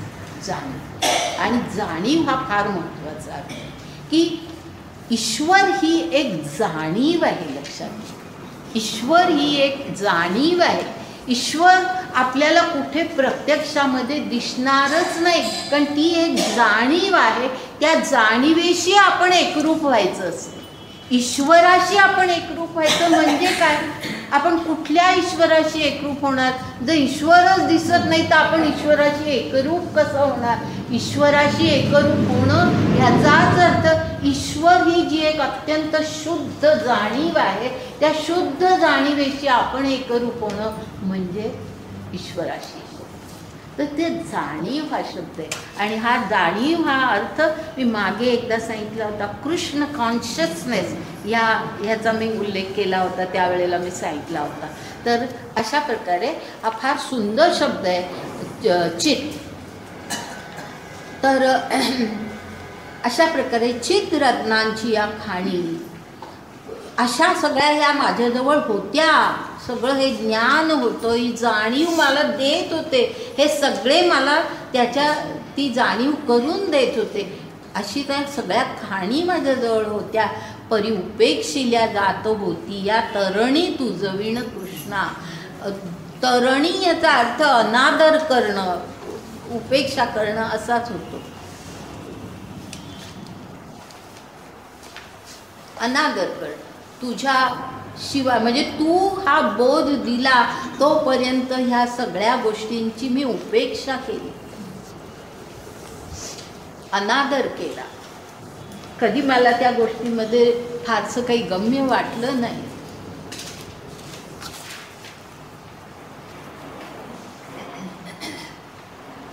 आता पुढे जाऊया आपण. 14व्या श्लोकानंतरच्या ओव्या आपण पाहतोय.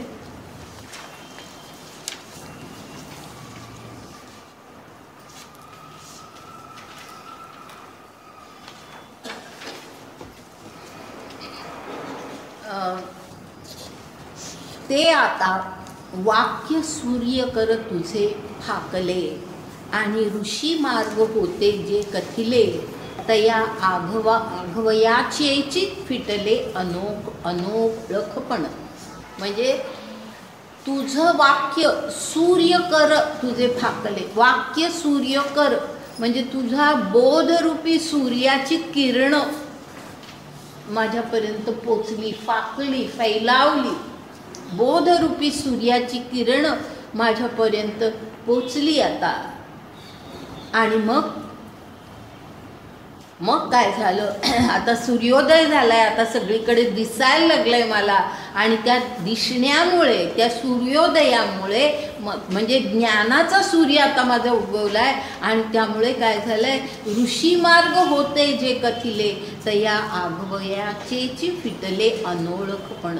म्हणजे ते ऋषींनी जे मार्ग सांगितले होते पूर्वी ते मला सगळे अनोळखी होते. आत्तापर्यंत मला काही ते फार परिचित वाटत नव्हते. मला त्यामध्ये फारसं काही गम्य वाटत नव्हतं. तर अशा प्रकारे ते मला नकोसे होते, अनोळखी होते. अशीच माझी आत्तापर्यंत भूमिका होती. ते सगळं आता अनोळखपण जे माझं होतं त्या ऋषी मार्गांच्या बद्दलचं ते सगळं आता फिटलं. आता मला त्या ऋषींनी दिलेलं ज्ञान हे किती बरोबर आहे हे मला आत्ता कळलेलं आहे. जी ज्ञानाचे बीज तयाचे बोल माझी ये हृदय भूमिके पडिले सखोल वरी ये कृपेची जहाली बोल म्हणून संवाद फळेशी उठले. म्हणजे त्यांच्या ज्ञानाचं, त्यांनी जे ज्ञान दिलं त्या ज्ञानाचं बीज कुठेतरी आतमध्ये पोचलं होतं माझ्यामध्ये. हृदय भूमिके पडिले सखोल, कुठेतरी आत. आणि जर तसं नसतं, आतमध्ये जर काही पोचलंच नसतं तर अर्जुनाला आठवणही झाली नसती की आपल्याला हे ऋषींनी सांगितलं होतं. बरोबर आहे. म्हणजे कुठेतरी आतमध्ये पडलेलं होतं ते बीज. हृदय भूमिके पडिले सखोल. पण आता काय झालं तर वरी ये कृपेची जहाली ओल. म्हणजे तुझ्या कृपेची ओल, म्हणजे तुझ्या जी बीजाला ओल लागते त्यावेळेला ते बीज अंकुरतं. तर तसं तुझ्या कृपेची ओल त्याला मिळाली म्हणून संवाद फळेशी उठले.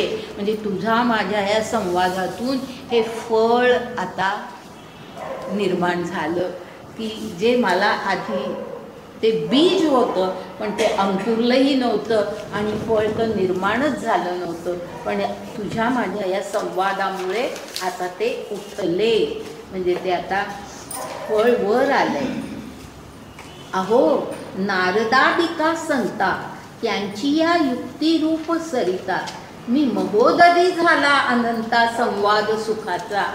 म्हणजे हे नारद आणि इत्यादी ज्या संतांनी जे काही युक्तिरूप म्हणजे अनेक प्रकारे मला सांगण्याचा प्रयत्न केला, बोध देण्याचा आम्हाला प्रयत्न केला, त्यांच्या ज्या सगळ्या सरिता, त्या बोधाला सरिता म्हटलंय. त्या बोधरूपी सरिता, बोधरूपी नद्या मी महोदधी झाला अनंता संवाद सुखाचा.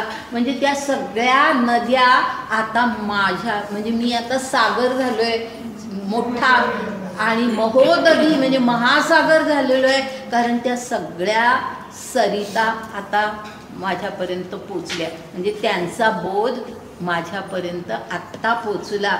मी असा मोठा महासागर झालेलो आहे संवाद सुखाचा. प्रभू आघवेनी येणे जन्मे जिये पुण्ये केली मी या उत्तमे तयांची न ठकतीची अंगी कामे सद्गुरु तुवा. म्हणजे अर्जुन म्हणतोय की श्रीकृष्णा आत्तापर्यंत प्रभू आत्तापर्यंत आघवेनी येणे जन्मे, आत्तापर्यंत माझे जे काही जन्म झाले या पूर्वीचे जे काही माझे सगळे जन्म झाले त्या जिये पुण्ये केली मी या उत्तमे, त्या जन्मांमध्ये मी जी काही पुण्य केली उत्तम पुण्य अशी जी काही मी केली असतील तयांची न ठकतीची अंगी कामे.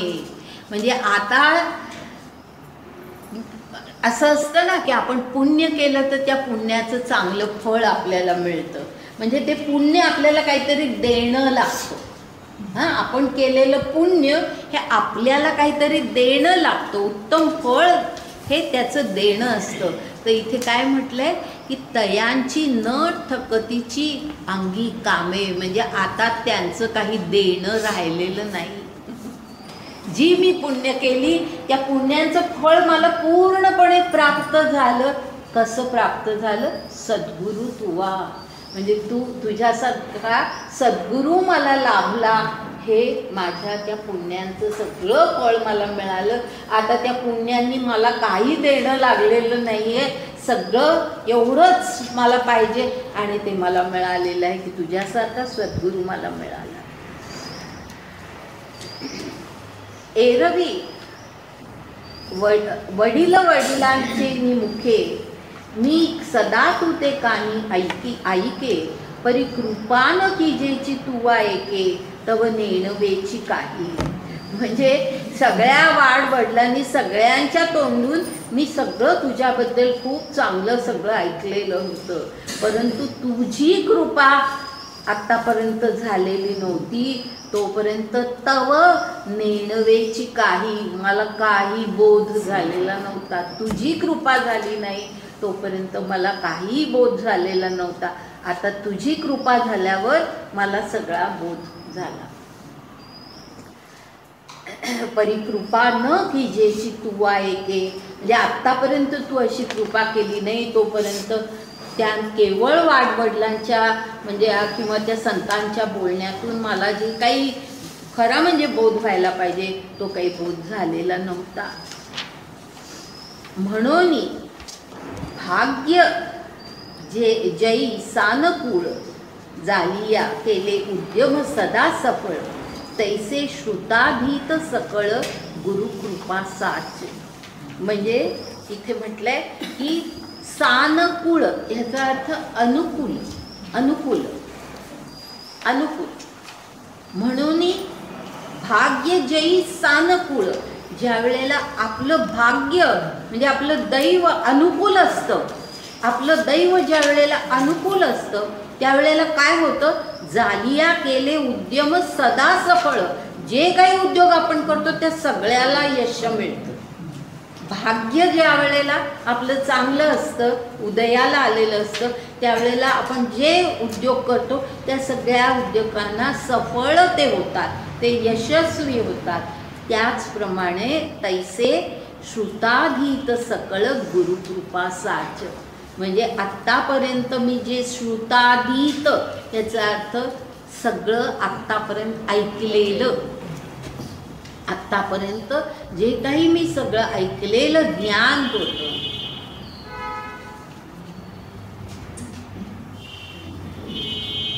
ते आता सफळ झालेलं आहे. म्हणजे ते आत्ता मला त्याचा बोध मला आत्ता खरा झालेला आहे. आणि का तर गुरुकृपा साच, म्हणजे तुझी गुरुकृपा जी माझ्यावर झाली, साच अत्यंत उत्तम अशी गुरुकृपा जी माझ्यावर झाली, त्यामुळे आता ते सगळं जे काही पूर्वीपासून मी ऐकलं ते सगळं आता फळाला आलेलं आहे. आता मला कळायला लागलंय, फळाला आलंय त्याचा अर्थ मला आता ते कळायला लागले. जी बन करू झाडेसी जीवेसाठी पाडूनी जन्मे काढी आटी परी फळेसी तेची भेटी जयी वसंतू पाऊ. म्हणजे बन करू ह्याचा अर्थ माळी, माळी वनामध्ये म्हणजे झाडांचं जी मशागत करतो तो माळी, याचा अर्थ झाडांची मशागत जो कोणी करतो तो बनकरू. बनकरू झाडेसी जीवेसाठी पाडूनी जन्मे काढी आटी. जन्मभर बिचारा इतके परिश्रम करतो त्या झाडांना वाढवण्यासाठी. माळी सगळे परिश्रम करतो त्या झाडांना वाढवण्यासाठी. परी फळेसी तैची भेटी जई वसंतू पावे. ज्या वेळेला वसंत ऋतू येतो त्यावेळेला आपोआप फळं येतात. म्हणजे माळ्यांनी केलेले सगळे श्रम फळाला तेव्हा येतात. तसं गुरुकृपा तुझी मला झाली त्यावेळेला आत्तापर्यंत मला जे काही सगळं सांगितलं त्यांनी खूप परिश्रम केले मला बोध देण्याचे, पण ते सगळे आत्ता फळाला आले. तर तसं उदाहरण देऊन हे सांगितलेलं आहे. मधल्या 1-2 ओव्या सोडू आणि त्याच्यानंतर 72वी ओवी पहा. तैसे, कारण तेच पुन्हा पुन्हा सांगितलंय. तैसे शब्द जात ओलांडिले अथवा योगाधिक जे अभ्यासिले ते तेंची म्हणो ये आपुले जै सानकू गुरु. तेच तोच अर्थ तिथे आहे. शब्द जात याचा अर्थ की शब्दांमध्ये असलेलं सगळं ज्ञान, म्हणजे ग्रंथांमध्ये, म्हणजे पूर्वीच्या काळामध्ये ग्रंथ म्हणजे काही लिखित ग्रंथ नव्हे, जे काही सांगितलं जात असेल गुरुकडून ते शब्दात बांधलेलं ज्ञान असं म्हणू आपण. शब्दात बांधलेलं सगळं जे ज्ञान म्हणजे शब्दजात. सगळं जे काही शब्दात बांधलेलं ज्ञान होतं आणि त्याचा जो काही आम्ही अभ्यास केला त्या काळामध्ये. आलोडिले म्हणजे ह्याचा अर्थ की आम्ही जो काही अभ्यास त्याचा केला. अथवा किंवा योगाधिक जे अभ्यासिले म्हणजे योगसुद्धा आम्हाला जे काही शिकवला. आणि योग हे जे आहे ना, आता गीतेमध्ये हा योग शब्द आलेला आहे. अगदी पूर्वीच्या काळी आपल्या वैदिक काळामध्ये योग हा शब्द म्हणजे ज्याला आता हा अष्टांग योग वगैरे म्हणतात, हे अशा प्रकारे योग हा शब्द अगदी पूर्वीच्या काळी नव्हता. पण गुरु आपल्या शिष्यांना कशा प्रकारे साधना करावी ते शिकवत असत. तर ती जी साधना करायला शिकवायचे त्याच साधनेला पुढे योग असं म्हटलं गेलं. लक्षात आलं? तर योग आणि योग ह्याचा अर्थ जे योगासन नव्हे, योगासन नव्हे, योग ह्याचा अर्थ हे जे अष्टांग योग किंवा हट्ट योग, हे जे निराळे योग किंवा अरविंदांनी सांगितलेला सुद्धा योग जो आहे ज्याला इंटिग्रल योग म्हणजे सर्वांग पूर्ण योग त्या असं ज्याला म्हणतात. तर असे जे योग हा जो शब्द आहे त्या आज ज्याला आपण योग पद्धती म्हणतो, या योग पद्धतीचं बीज हे वैदिक काळातल्या साधनेमध्ये, हे लक्षात घ्या. त्या काळामध्ये योग हा शब्द नव्हता. त्या काळामध्ये साधना असा शब्द होता की आपल्याला म्हणजे आपला आत्मा, अध्यात्म आपलं असं आहे ना की आपला आत्मा हा परमात्म्याचा अंश आहे आणि तिथून तो जो आपल्या शरीरामध्ये आलेला आहे आणि आपल्या शरीरामध्ये आणि या जगतामध्ये असताना त्याचं जे शुद्ध स्वरूप नष्ट झालेलं आहे ते पुन्हा शुद्ध स्वरूप त्याला प्राप्त व्हावं आणि पुन्हा तो परमात्म्याशी एकरूप व्हावा आणि तसा तो होऊ शकतो. हे पूर्वीच्या वैदिक ऋषींना हे कळलेलं होतं. त्यांची ती अनुभूती होती. कळलेलं म्हणजे केवळ ज्ञान नव्हे, अनुभवाने आलेलं ज्ञान होतं. त्यांना ते अशा प्रकारचा अनुभव त्यांनी घेतलेला होता आणि म्हणून मग ते आपल्या शिष्यांना तशा प्रकारची साधना शिकवत असत की काय साधना केली की आपण पुन्हा परमात्म्याशी एकरूप होऊ शकतो. लक्षात आलं? तर वैदिक काळामध्ये योग हा शब्द आपल्याला दिसत नाही वेदांमध्ये वगैरे, पण नंतर ज्या योग पद्धती निर्माण झाल्या त्याचं बीज वैदिक काळातल्या साधनेमध्ये आहे. हे आपल्याला माहिती असावं म्हणून मी मुद्दाम ह्या ठिकाणी सांगितलं. तर ते इथे आता हा पुढचा काळ आहे, हा वैदिक काळ नाही, हा महाभारताचा काळ म्हणजे बराच पुढचा काळ. तर त्यावेळेला योग पद्धती अस्तित्वात आलेली होती. तर ते म्हणून या ठिकाणी योग हा शब्द आहे. तर हां, तैसे शब्द जातो आलोडिले अथवा योगाधिक जे अभ्यासले ते तैची म्हणो ये आपुले जैसा अनुकूल गुरु. म्हणजे तुझ्यासारखा गुरु अनुकूल झाला म्हणून आत्तापर्यंत जे काही योगांचा अभ्यास आम्ही केला आणि जे काही शब्दातलं ज्ञान आम्ही घेतलं ते सगळं आत्ता फळाला आलेलं आहे. ऐसिये झालीये प्रतितीचे नि माझे अर्जुन निश्चयाची नाच तुसे भोजे तेवीची म्हणे देवा तुझे वाक्य मज मानले. म्हणजे अशी ही जी काही प्रतिती, हा जो काही अनुभव येतोय अर्जुनाला, बोलतोय तो, पण त्यांनी भगवंतानी सांगितलेला दिलेला बोध आणि ह्याच्या मनामध्ये निर्माण झालेला सगळा अनुभव, ह्या सगळ्याच्या त्या सगळ्याला उद्देशून तो प्रतिती शब्द आहे. तर त्या प्रतितेची माझे म्हणजे अशी ही जी सगळी हा जो सगळा अनुभव मला येतोय, ही जी सगळी अनुभूती मला येते, त्याच्यामुळे अर्जुन हे ज्ञानदेवांनी वर्णन केले, अर्जुन निश्चयाची नाच तुसे भोजे. ह्याचा अर्थ म्हणजे भोजे ह्याचा अर्थ भोग घेतोय, त्या सगळ्या सुंदर सगळ्या त्या प्रतितीचा तो भोग घेतोय. आणि नाच तुसे असं म्हटलंय म्हणजे तो नाचतोय आनंदाने. तर म्हणजे नाचतोय म्हणजे फिजिकल नव्हे, मनात आनंदाच्या उकळ्या कुठनं म्हणतो ना आपण, आनंदाच्या उकळ्या कुठनं असं जे आपण म्हणतो ते, तो अर्थ इथे आहे की त्याच्या आनंद इतका झालेला आहे त्याला की केवढा मोठा आपल्याला हा सगळा अनुभव मिळालेला आहे. आणि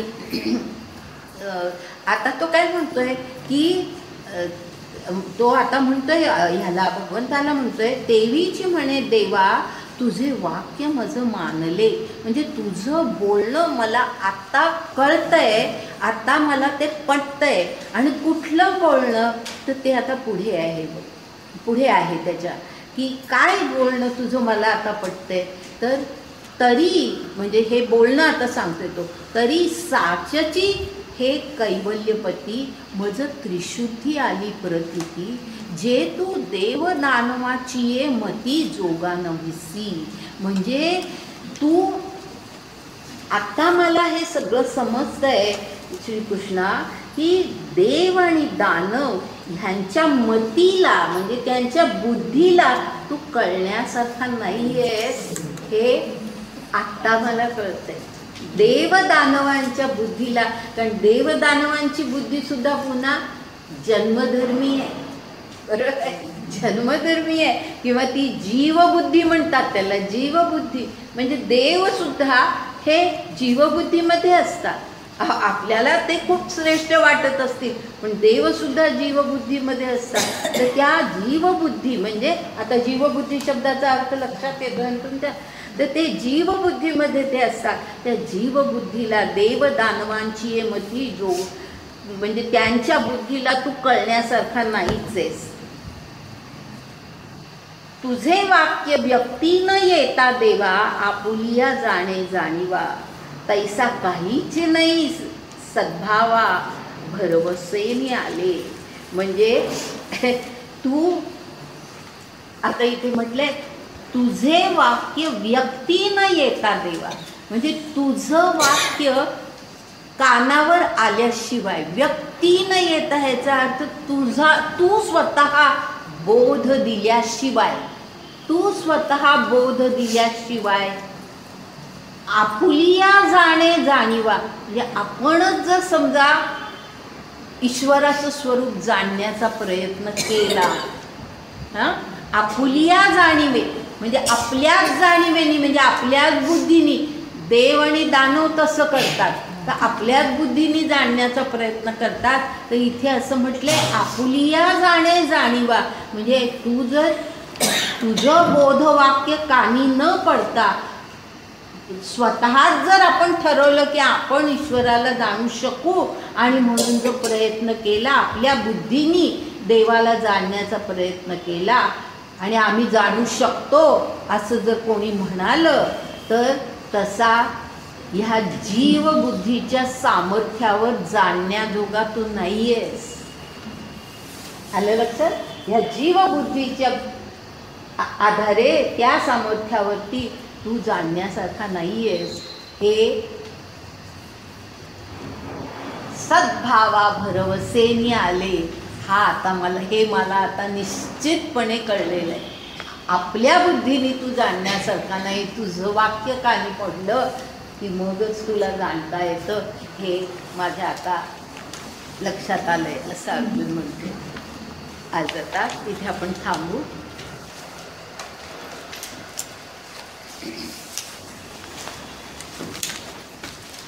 आता 22 तारखेला वर्ग. कोणी जर उशिरा आलं असेल तर मुद्दाम सांगते की 22 तारखेला वर्ग होईल आणि त्यानंतर एकदम 26 एप्रिलला 4:30 वाजता वर्ग होईल. लिहून ठेवा 26 एप्रिल.